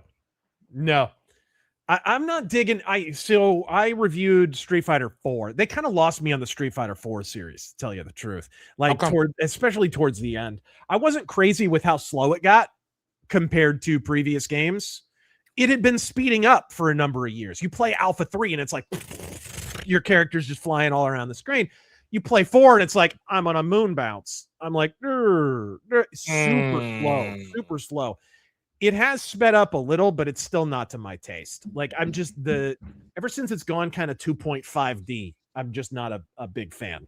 I got you. Is it too? Do you think it's like too much like Tekken at that point, or maybe a little? But honestly, more than anything, it kind of feels like EX plus Alpha, like those old EX games. Oh, yeah, I remember those. Yeah, I remember them. where they were like real slow and kind of they were like similar to Virtua Fighter in that you almost were on the moon, you know. Virtua Fighter, Which I love Virtua Fighter. Let me make that clear. Virtua Fighter 5 is one of the greatest fighting games ever made. But I could never get into Virtua Fighter like that. I couldn't. Dude, it's incredible. Marvel versus Capcom 2 was like probably out of all the fighting games that I've played, Marvel versus Capcom 2 has to be my favorite. Well, shoot, I got X-Men Children of the Atom arcade machine and Marvel Superheroes arcade machine behind me and whatever. Yeah. We're coming over. We're coming over, Razor. We booking flights now, homie. Right. Wow. Yeah, that thing has Marvel Superheroes, X-Men Children of the Atom, Punisher on it. The Nice. Punisher We're coming, man. I'll bring the baby Speaking oil. Speaking of, oh shit! Wow. Speaking of your movie reviews, God, I watched Punisher Warzone because of you. Oh yes, I watched Punisher Warzone. I watched that movie because of you. That was one of the wildest fucking films I've ever seen. First off, the casting was perfect. Yes, Ray Stevenson. God rest his soul. I was so disappointed to hear when he passed away. Shit, Dominic West is in there too as Jigsaw. Yeah, that's probably not bad. Yeah. Jimmy McNulty's in it. Jimmy McNulty. Wayne Knight, freaking Newman from Seinfeld. Yeah, Newman. Perfect casting. That movie was perfectly cast. So is that good? Oh my God, it's amazing. It's an 80s. It's an 80s action film that somehow got made in 2009. It was such a departure from because and I'm crediting RAZ0RFIST with this, ladies and gentlemen. I watched both Punisher movies because of you. Well, the Thomas Jane one. Well, the Thomas Jane one. Right. And then the one with Ray Stevenson in it. Give the Dolph Lundgren one a try. It's not bad, actually. It's an 80s action movie. It's not bad. Oh, okay. I'll give that a shot. But in terms of, so I'll rephrase the two recent ones. Right. But yeah, that was because honestly, your review of Punisher Warzone, fucking hilarious, had me dying. That movie is incredible. Had me dying. It doesn't have good reviews on Rotten Tomatoes, but you guys think it's good? Is it good or is it funny? Yeah. Cringe. Well, funny? Here's the thing about the internet: they have shit opinions, and you should discard them. You're right. Yeah. But they gave Watchmen a perfect 100 when it came out. Does this give you any indication? Is this which Watchmen? Whoa, the series or the series or Zack Snyder's both got huge ratings originally. Actually, Watchmen, when the movie came out, there was famously some chicanery where Warner Brothers had hired a bunch of bots and shit to skew the score. So it was the first movie in history that debuted at 100% on Rotten Tomatoes, and then Rotten Tomatoes caught on to what Warner were doing and killed some of those fake reviews and shit. And yeah. Oh my God! For the record, I liked the Watchmen film, and I've read the book as well. That's okay. No one's perfect. Yes. Well. That is my one flaw. So real quick, because there's something else here. Because I went digging in the crates when it comes to you. Okay. You. So I'm a Final Fantasy fan. Yeah. Something else that I admit in public, asshole. Yeah. Final Fantasy VII. I'm wearing almost enough leather to be a Final Fantasy protagonist right now. Actually, just spike my hair up a little, Oh my God! All you need is like a Buster Sword, and you're like Cloud Strife, basically. Yeah, don't worry about it. Yeah. So I watched your reviews on Final Fantasy on both 7 and 7 Remake. Yeah. I have several questions. How am I so correct? Yes. Oh, I can't fully agree with you.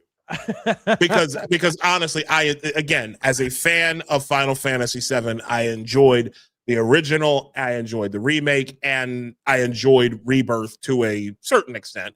But my question is, do you still feel as hateful about the Final Fantasy franchise as a whole as you did back in 2011 and 2020 when you cut those videos? Oh, 100%. I think maybe even worse, because since that original rant came out, we got Final Fantasy 13, which is maybe one of the worst video games ever made.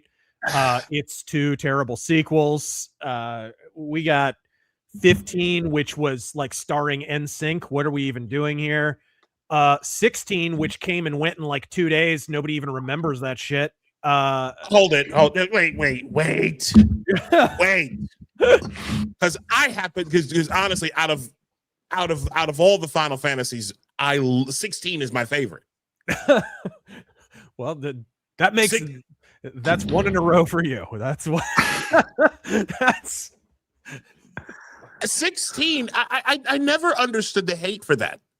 I genuinely don't understand the hatred. It's pretty for simple. Final Fantasy is not Final Fantasy anymore. Here's the amazing thing, and I have probably migrated. If I have migrated on my stance on Final Fantasy, it's been this peculiar thing where I started out bemoaning the formulaic nature, like formulaic JRPG nature of Final Fantasy VII. Like that game really doesn't do much new.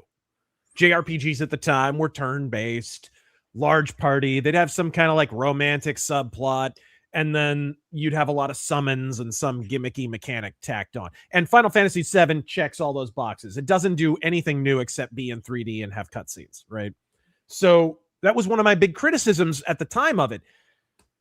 God help me, all these years later, I'm playing the shitty remakes. I'm playing 15, 16, where we've turned into like a shitty hack and slash with light, like Dark Souls elements and all kinds of silly shit. And I'm like, I miss turn-based RPGs. I actually think I miss the original Final Fantasy formula, especially when I'm playing the remake. Because it's just a shitty hack and slash. Like, that's all it is now. You lose depth for that. I hate the combat system in it and whatever. I actually find myself pining for a more formulaic, classic JRPG. And you know what scratches that itch to a large degree? Expedition 33. Expedition 33. I think Expedition 33 shamed Square Enix to a large degree. Because they've been going down they've been chasing so many white rabbits down bunny holes trying to reinvent their franchise since 13, really. And even maybe a little bit before. 12 was pretty experimental, honestly. And I love 12. Yes, and Expedition 33 comes along, puts some white flags and baguettes in a Final Fantasy game, and prints money like the Fed. Like, they've got to be embarrassed that they have been doing this for so long. They could have been making a lot more money. My thing about Final Fantasy 16 was the story. Like, I love a good story. It's probably one of the reasons why the Metal Gear Solid a franchise was a favorite of mine. Well, up until about 4. See, they. Yeah, there's another one I shit on all the time. Again, like, I loved, but yeah, it's the story for me. Like the Final Fantasy 16 story, the voice acting was fantastic. I mean, shout to Ben Starr and Ralph Ineson, who absolutely fucking killed their roles. Ben Starr was Clive Rossfield, and Ralph Ineson was Sid. He was the first Sid, who was the Ramuh's dominant. And like, I loved what they did, like the whole thing. And I know it was kind of gimmicky with you're actually now fighting as Ifrit, and you're fighting you're fighting as the summons instead of the whole turn-based thing like you were talking about. I know a lot of people didn't like that, but there was an element to that, man, that was just absolutely fucking cool. At least to me. Have you did you play through 16? Have you done a review for it, and will you do No, one? I haven't. I reviewed 15, did not review 16, only played a tiny amount of it. it was, it is what it is. I can't be as declarative in my antipathy towards 16 because I didn't play enough of it to be like, oh, fuck this shit. 16, I thought was just a drooling bore. Like there were some cool things about it, but it never really went anywhere. It was not interesting. It was really, really dull. It's been a lot of years of that. And, Final Fantasy has had an identity crisis for a long time. I'm hoping Expedition 33 snaps them out of it. Yeah. This is kind of a repetition of a theme a little bit, where I feel like a few years ago or 2 years ago, the same thing happened when Baldur's Gate 3 came out to CRPGs. Like CRPGs had been doing everything under the yellow sun, but be a damn RPG. And then what do you mean by CRPG? Computer RPG. Computer. Yeah. Okay. Sorry. So there were even RPGs coming out for PC that were, there's a lot of abbreviations here, I'm realizing. They were coming out for PC and they were just casualized nonsense, and they were mostly action games and kind of like what I'm describing with Final Fantasy. And then Baldur's Gate 3 comes out and it's just unabashedly retro. It's completely turn-based. It's hardcore tabletop derived role-playing, and prints money. Same thing happened really with Expedition 33, where it's just unabashedly a love letter to Final Fantasy, real Final Fantasy. And dude blew the roof off the place, made tons of money, won every award there is to win. I gotta get into Expedition 33. I have to. Like, everybody, like, there are people who I didn't even know were gamers. Like people, I think Joel Berry of the Babylon Bee. Yeah. I had no idea he was a big gamer. And he said he highly recommended Expedition 33. Yeah. And what's crazy is Ben Starr's in that too. I find him to be pretty. Charlie Cox. We were talking about Daredevil. Daredevil's the main character. Yeah. No shit. Oh wow. Okay. Yeah, he's the main freaking character. This is the thing. It was made in France, quietly on the DL. I've been a big champion of like French comics and whatever, because France has an amazing comic book industry. It's the second largest in the world, like after Japan. It's bigger than America. Wow. Yeah, it's over $1 billion industry. It's huge. But have any of them gotten big here in the United States? For some reason, some of them have. Like, people here have heard of the Smurfs. People here have heard of Tintin. They've heard of Asterix and stuff like that. But some of the biggest French comics, we usually get them through the movie adaptations. Wait. Tintin? You mean Tintin? Yeah, Tintin's a French comic. No shit. Yeah, there's a lot of stuff that is French. I didn't know that. Don't realize. Yeah, absolutely. So but quietly on the DL in video games, they've been making amazing games, and they just don't get the attention because they're not made in Japan or America.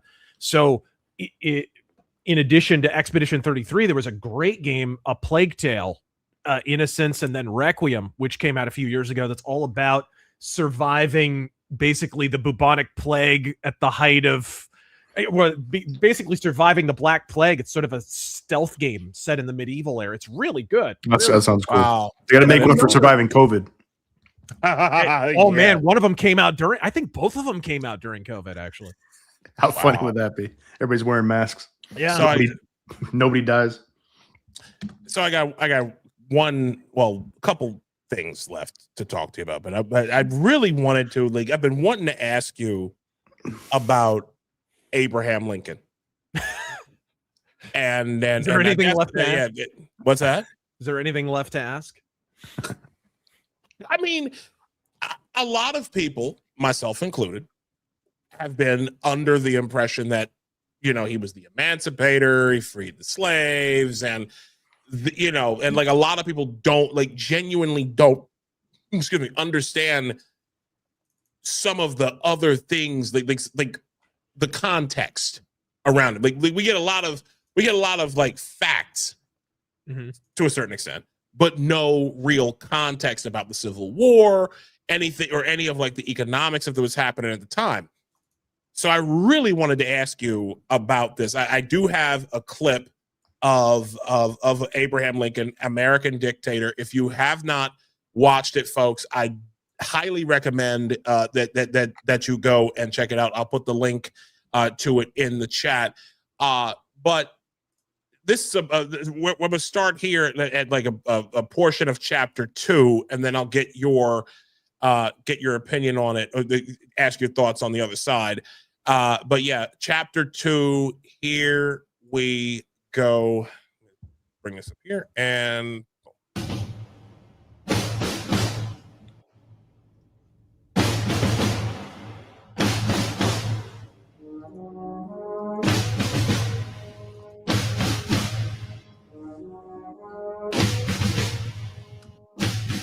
Here's where we get spicy. The accepted mainstream narrative surrounding the Emancipation Proclamation is, without question, the wildest propagandist fiction ever penned by political historians, one-upping with ease all the most brazen Bolshevik reframes of the Cold War combined.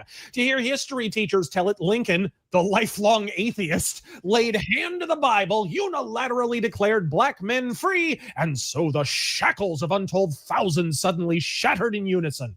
The problem with this assertion is that the Emancipation Proclamation didn't free a single slave. Process that for a beat. Not one! And the reason why is simple and admitted by both Lincoln and his entire cabinet.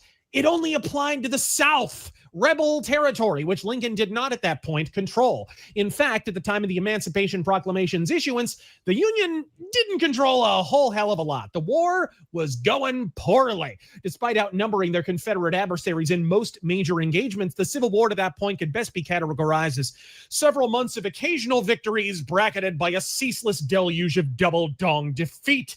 And given Lincoln's legendary penchant for micromanaging the military, the failure was disproportionately his. And the foreign press were beginning to speculate that if he suffered another Fredericksburg-scale defeat, the Confederates may well have the opportunity to demand concessions or outright surrender. I say this to provide what your history professors most likely did not. Context. Issuing a proclamation freeing slaves in the growing number of territories Lincoln did not control is like the Pope declaring abortion cannot be banned by, say, the Mormon Church. Like, sure, that's Nate Francis, but we ain't exactly on the same Christmas card list here about something that actually affects the fucking most of us. More tellingly, the proclamation specifically stipulated that northern states which already held slaves got to keep them. And at least one state, West Virginia, was readmitted into the Union as a slave state. That would be surprising by itself for most, but even those long since red-pilled on Lincoln may not be aware that not only was the North exempted, but what few Confederate territories Lincoln was still barely hanging on to at the time were exempted. As in by name, as in by fucking county, even troubling himself to specify the exact borders of the area Lincoln would very much like to continue keeping human beings in bondage. I'm just going to be flat out. Blew me the fuck away. Blew me away and explained a lot for me. I mean, it was that's the thing about Lincoln is it's kind of historical cherry picking in a way, and has been for a long time in order to depict him as the great emancipator. Because if I were to say somebody is about something, like they typify something, well, that suggests that they have been consistent on that particular point. And if you look throughout the totality of Lincoln's political career, the Emancipation Proclamation and his later antipathy towards slavery is the exception, not the rule. Without exception, right? He early in his senatorial debate in 1858, he said he had no plans to introduce political and social equality between blacks and whites.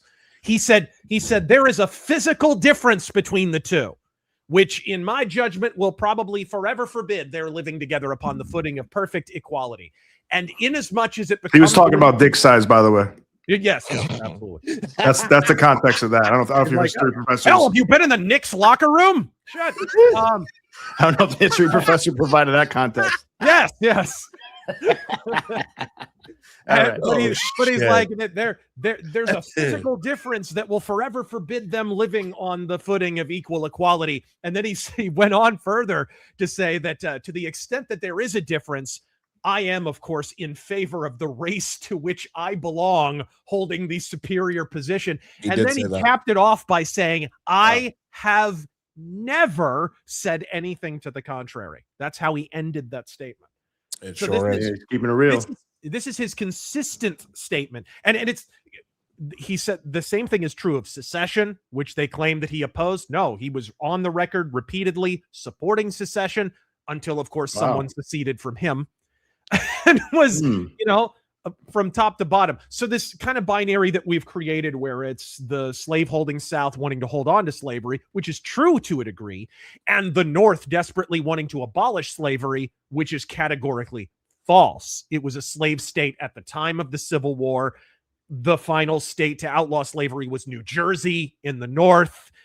There were non-slaveholding parts of the Union. They had like basically a commune where slavery was banned in the North. And their population never even reached like 1 million people. It was not. Was New York a part of that? Because I think New York banned slavery in like 18. There was a small, there were small little communes all together. The full-on abolitionist territories, never even a population of 1 million. Really, really small. Really small. So, and Lincoln was called out as not really being an abolitionist by abolitionists. Like Spooner said he's no abolitionist. I mean, you could go down the line, top to bottom. He was repeatedly called out by the abolitionist movement as not being one. And he said, of course, famously in Horace Greeley's newspaper, I have no intention to free slaves. My only intention is to save the Union. Right. So if I could save the Union without freeing a single slave, I would do it. And I've been consistent on that point, right? So he made this very, very clear, and you sort of have to peer past it in order to cast him as the great emancipator. Really, it was, as I pointed out, the Emancipation Proclamation, because it didn't really affect anybody in the North, or it only affected people in the North, except for the places that he specifically exempted. It was really sort of a dog whistle. The North was not doing well in the war at the time. So it was a way of distancing them from Europe because they had some European trading partners and such. And they had already outlawed slavery. So, look, the South won't do away with slavery. We've done away with slavery. So it was a way of kind of trying to drive a wedge. And then it was virtue signaling. Yeah. And it was also a little bit of a dog whistle that's a lot darker. Look, the South had been at war for a while. They were at a manpower disadvantage. They were consistently looking for soldiers, so most of the men were away at war. So the plantation owners had left their plantations in the care of their wives. So the implication there is rise up against your masters, overthrow the women who are running the plantation with all that implies, and you can flee to the North and you'll be free. Right. It was it was kind of an incitement to rebellion. It didn't work. But Benjamin Butler in 1862. I think this is right after the war's conclusion or right in the final stages. He said something to the effect of, any Southern woman who fails to show the proper respect to a Union officer will be regarded as a woman of the town. We know what that means. Who is plying her avocation, and she will be treated as such. This is an actual military tactic at this point. So it was total war. It was total war. So why is there so much obfuscation about all of this? You get the facts, you get the thus and such happened. Lincoln was this emancipator, that's it, roll credits. But you never hear anything about the context of what was going on at the time. Yeah. And my question is, why was why was all that left out? Well, I wouldn't have made the video if it wasn't for this point. If it was just about red pilling people on Lincoln, it wouldn't have been worth making. It just would have been actually, that wasn't the point of it. Mm-hmm. There are some truly ghoulish ideas that we're still contending with. Statism. Lincoln didn't come from a vacuum. he was an ideological inheritor of the Hamiltonian philosophy. So from Hamilton, you get central banks. Abraham Lincoln came from his big political mentor was Henry Clay. He famously said, you can summarize my entire position on slavery just using Henry Clay quotations, which is pretty telling because Henry Clay said, Indians are subhuman, blacks are subhuman. This is Henry Clay. This is his political mentor. So this is, so there's some ghoulish ideas in terms of centralization, but really when it comes right down to it, it's a philosophical inversion that we underwent after the Civil War. Prior to the Civil War, it was understood that states could secede. And it wasn't that they could secede, it's that they didn't even require permission because the states created the federal government, not the other way around. Lincoln proceeded from the sort of proposition nation myth that the federal government created the states somehow. It didn't exist yet, but somehow it just willed them into existence, I guess. And so the states were thereby subservient to the federal government. Therefore, the Union had every right to invade a state. They had every right to turn them into a military district and everything else, which is what happened after the Civil War, by the way. That's a great irony. Lincoln later and the Reconstructionists basically admit the secession is okay because after the Civil War, they actually kicked those states formally out of the Union because that was the only legal way to reincorporate them as occupied military districts. Holy shit. So if they were arguing that they are an inexorable part of the United States, they proved that they had been lying for the duration of the war after it was done. It's a mighty good lawyering. It's lawyering. And wow. Did I mention Abraham Lincoln? Honest Abe. Apparently, he's the first honest lawyer in history. He was a railroad lawyer. So that's when you should have known you were sold a bill of goods on Abraham Lincoln when you were told by your freaking history professor and your elementary school teacher that a lawyer was honest.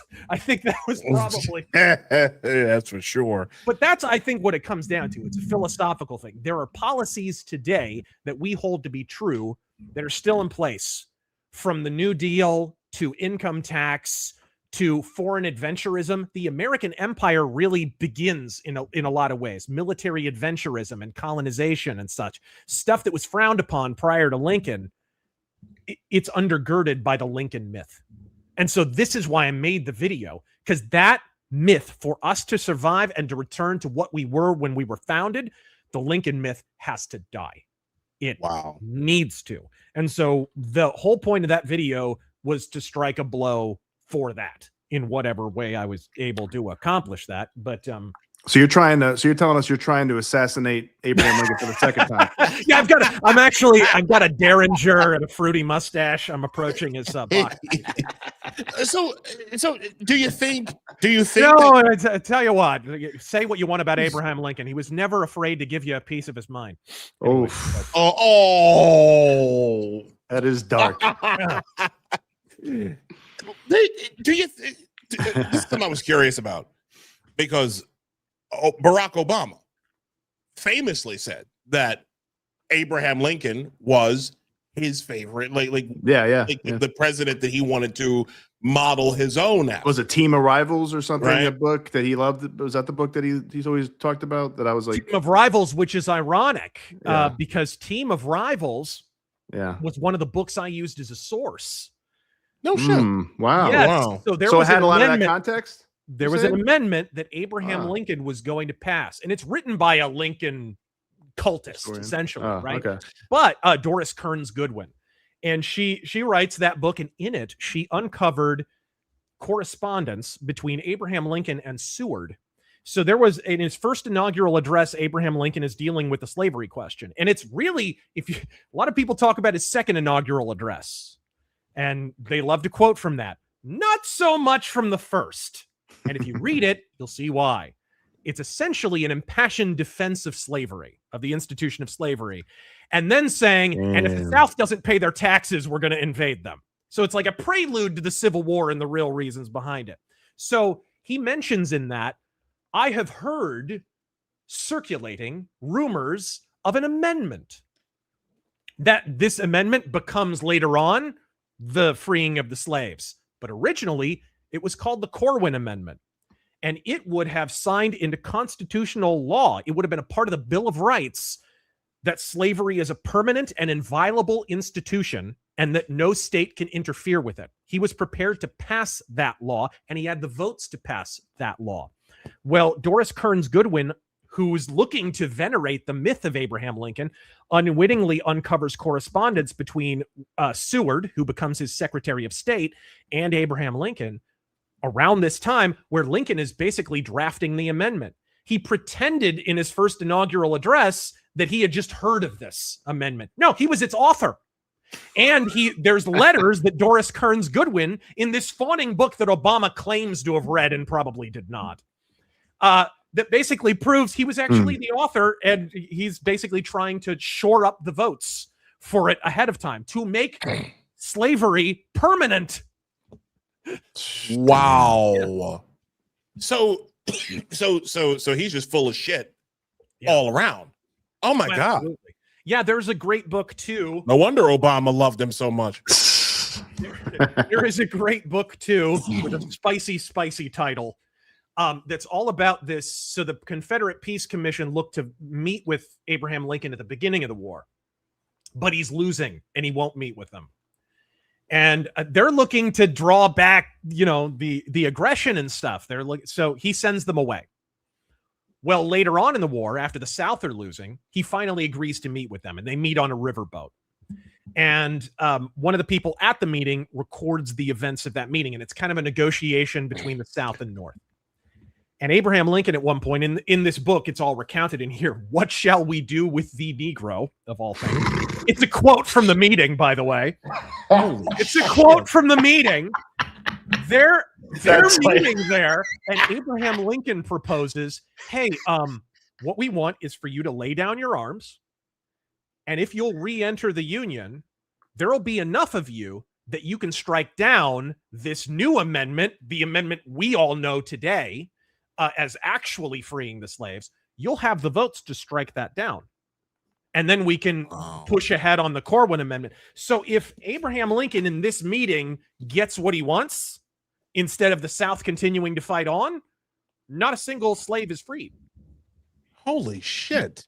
Yeah. So not only not the great emancipator, in this meeting, his plan A is to preserve slavery and have the South peaceably re-enter the Union and vote down the freeing of the slaves. That is going to make a fantastic clip. Yeah. That is going to, wow. Yeah. Jesus Christ. I had no idea. Wow. Learn something new every day. Yeah. Holy shit. That book title, man, that reminded me of one of Clayton Bigsby's books. Right. Remember from Chappelle? As written by Red Fox. Yes.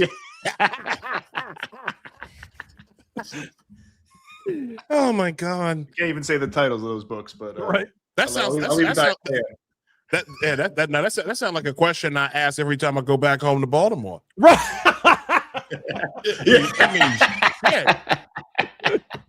That's good. What shall we do? You go on Greenmount Avenue. What shall we do with the Negro? You know what I'm saying? Yeah.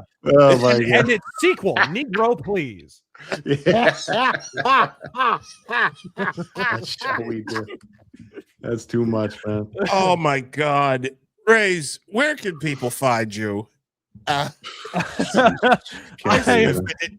am on YouTube at the Rageaholic. I am on the Twitter at RAZ0RFIST with a 0 because a porn photographer is named RAZ0RFIST for some reason. I don't know what's going on with that one. Wait a second. Was that hold on, Nino? Was that the suspended account? Probably, yeah. I texted Isaiah today. I'm like, shit, man, is RAZ0RFIST get suspended? That sucks. Because we're hoping maybe he'd share the show or something. And then and I was like, no, it's with a 0. I looked, I'm like, oh, good, he's still alive. But yeah, the RAZ0RFIST with the O has been suspended. I guess too many fisting videos or something. Yeah, apparently, some porno fetish photographer or something years ago did that. Anyways, whatever. Wow. Yeah. So on Twitter, RAZ0RFIST with a 0. I'm on Rumble. I'm absolutely everywhere. Yeah, well, brother, we thank you very much for being on the show with us, man. That was a lot of fun. This has been fantastic. Like I said, I've been looking forward to having you on with us for quite some time, and You certainly did not disappoint. You are welcome here anytime you want to come back. And we do thank you for joining us, man. This was want to promote something. You ever want to A debate real honor. somebody, bro? Come on. Sweet. Yeah. This is if you you know, we can be your alternative to Amfest. Okay. I promise I won't go off like Shapiro. I bet after he finished that speech, he felt 2 feet tall.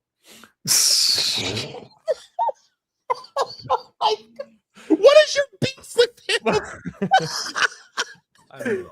I meant to ask him, what is your you've Okay, said let's get into that. it's before we let like him yeah, go. yeah, Oh, before- you know before we- Amfest is bad when freaking Shapiro looks like the adult in the room. I thought the speech was good. I actually did.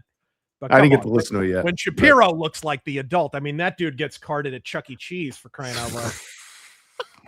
Fucking man. Because it's like if it's not Ben Shapiro that you're bagging on, it's Matt Walsh. Yeah, I'm not a big Matt Walsh guy I either. mean, Not a big Matt Who Walsh. do you like, Razorfist? who You got a lot do of- you like? Yeah. Who do you like? Who do you like in the conservative or moderate sphere? Pat Buchanan. Well, most of my political living.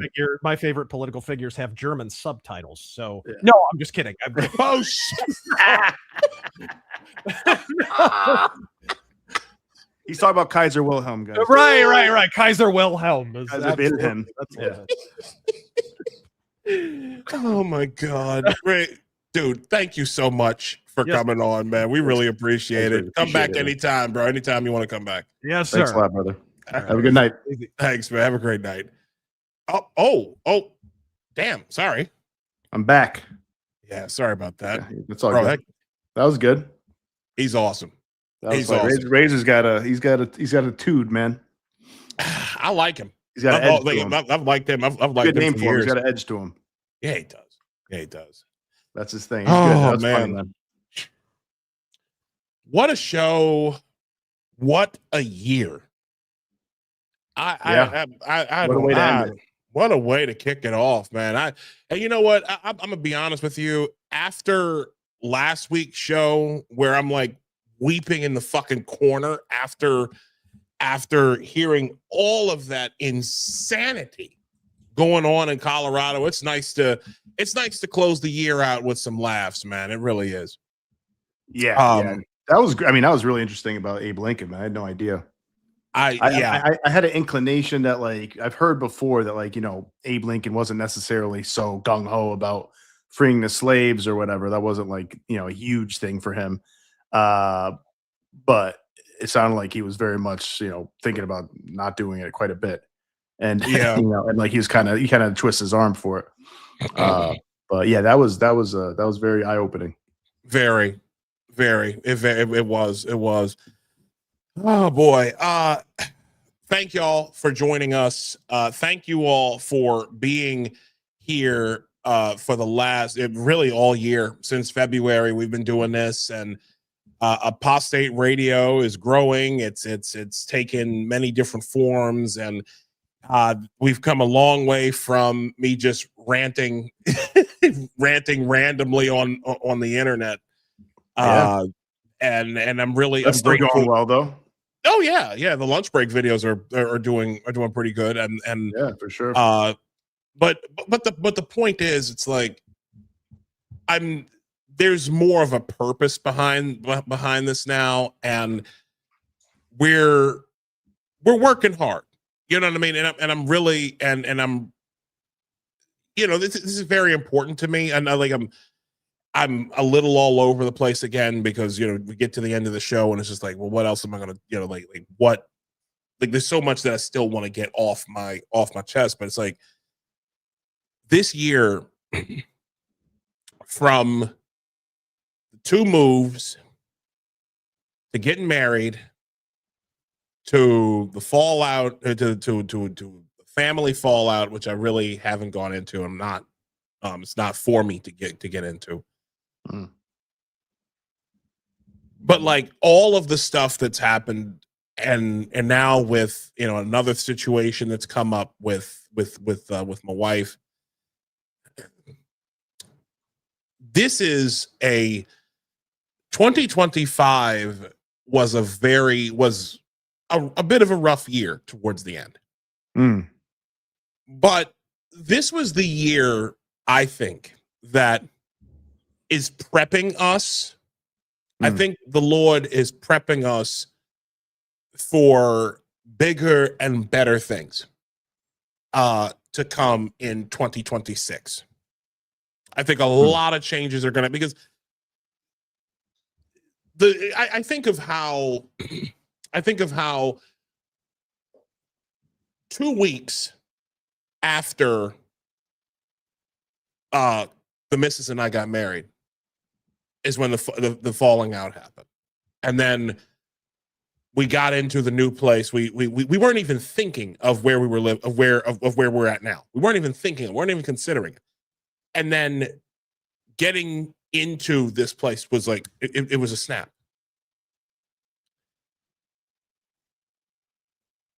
And I feel like what's happening right now is what God is doing is we're listening to him more now. I haven't prayed nearly as much over the last couple months than I did than over the last decade. I have grown much closer to God over the last few months. And the things that are happening right now, I feel like it's protection. Like the Lord protected us by uprooting us from where we were preparing to put roots down to bring us up here. And the more I look at it, and the more I look at where we're at now, and all of the things that we're doing, I just want to say this. If I haven't said it, bro, I am appreciative of you. I thank you for being along, for being here on this ride with me. I couldn't do it. I could not, I'm dead serious. I could not have done any of this without you, Nino. And I really appreciate you being here in my life and helping me through this. Yeah, man. No, I really do. I feel the same way, brother. But obviously I couldn't do this without you as well. And very happy to be here for you in your life. Very happy to be your friend. Very happy to, do this show with you. It's a lot of fun. Yeah. And I'm here for you, bro. But you. we're having a good time. And we're having a great time. I know it's been a tough year. It's been a challenging year for me as well. I think probably more for you, but but it's been also very exciting. Something to look forward to. Something that that we're having a good time doing, and growing the channel, growing the the audience as much as possible, the listeners.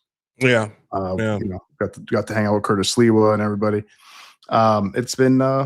It's been really exciting, and I think I'm looking forward to next year and beyond. I think Same here, bro. I think you're gonna have a nice year next year, man. I think so too. That's our show tonight, ladies and gentlemen. We are out of here for until January 4th. We will be back with Apostate with episode 39. We will be joined by Sarah Fields. Some of you know her as Sarah is Censored on X. A massive investigative journalist, has covered some pretty big stories this year. And she will be our very first guest for the new year. New Year's. Somebody's asking us about New Year's resolutions and any weight goals. Yeah. Okay. Thank you. Yeah. Master Shake, man, you are one devious ass. Well. To be clear, I got to lose somewhere around 80 pounds. I got a lot of weight to lose. I got a lot of work to do. I've been slacking, and it's been rough. So I gotta get myself together. I gotta lose some weight too. I should try to lose how much weight right now. I should probably try to lose 15-20 pounds at least. I gotta get up 300 pound club. Yeah, you got to take it take it one day at a time, 1 pound at a time, and that's really what it is. And just be consistent. And I've made some improvements this year in some ways, but sometimes I kind of get a little carried away with carbs and stuff. But I started to reduce. For example, I used to love eating chips all the time, and I started eating just recently, a couple weeks ago, a month ago, I started just eating like salty sunflower seeds and pistachios, salty pistachios, salted. I got you. And that kind of took that really kind of took the place of potato chips and pretzels and stuff like that I used to eat with cheddar cheese sometimes. And I don't miss it so much anymore. You kind of get used to it. And it's not, there's a little bit of fat in that as well. And the salt isn't so great, but it's probably not as much salt, definitely not as much carbs. It's got a little protein, it's got a little vitamins in there. You get filled up quicker because it's like protein. So that's the kind of stuff you got to make, those kind of changes you got to make. Drink more water, drink more tea without sugar, things like that. And then walk. Like I said, walking, especially when it's nicer out. But you could do it. You could walk around the winter too. Just bundle up and do it when it's sunny out, 10, 11 o'clock in the morning. Something like that where it gets a little warm and it's nice. It's really nice to take a walk, listen to some audiobooks, listen to some podcasts, some debates, it kills two birds, right? You get a nice little workout. Actually, it kills a lot of birds. You get a workout. You get your heart beating, burn some calories. You get some sun, which is good for your immune system, good for your health, mental health, good for your mood. And then you get to build up your knowledge, take some notes, prepare for guests. So you kill a lot of birds with that. And I love it. I love walking. I love to walk every day, and that does kill burn calories, and eventually it gives you more energy to do other exercises. Yeah, and don't be afraid to do body exercises, like whether it's a few squats, a few, even without, body weight exercises, like you don't need to do weights. You don't need to go to the gym. Just do that shit in your room. Dips, do fucking 5-10 push-ups and then build up, there's a need to, like a lot of people think you need to do like, if I don't do 30 or 40 or 50, I'm a loser. It's like, no. You do 5 if you have to. If I need to go to the gym and get a gym membership and work out and put up this way. You don't have to do any of that shit. It helps, but you just got to start working out anyhow, anyway. Walking on a treadmill, uphill, incline. You don't have to run. You don't have to kill yourself immediately, because that could demoralize you. You're like, oh man, it's too hard. I can't take it. But you build up to it, and then before you know it, you lose 10 pounds, 10 pounds, and then you could do more. And you have to. Yeah. You have to do it for your health, man. For your health, for your wife, for your family, for me, for everybody. And I do too. I gotta lose some weight. I gotta, make sure my health doesn't go down, and it's important. I'm getting older, we're getting older. Yeah, we are. Yeah, man. That's our show. We will see y'all in 2 weeks, January 4th. We'll have Sarah Fields on. Thank y'all for joining us. Thanks, guys. Thanks, Razor Fist, everybody. Thank you to Razor Fist for joining our us. Audience, listeners. Merry Christmas and Happy Christmas. New Year to Happy all Hanukkah, of you. Everything. Happy Kwanzaa. Who was the person that celebrated Kwanzaa? Was it what was his name? Was it Free Black Thought? He said he celebrated Free Black Thought. Yeah, he did. It was like, yeah, that's a commie holiday. Shout out to him too. That was a great conversation, man. That was a great conversation. That was. But yeah, let's happy holidays, Merry Christmas to everybody. Happy New Year. Everybody be safe. Master Shake, I'm gonna expect you to come bring your hating ass back next year. Props to you for coming on every show talking shit. Exactly. You don't have any haters, then what are you doing? Exactly. It means we ain't doing something right. Yeah. So exactly. There you go. All right. Good night, everybody. Thank y'all so much. We will see you in 2 weeks. Bye, everybody.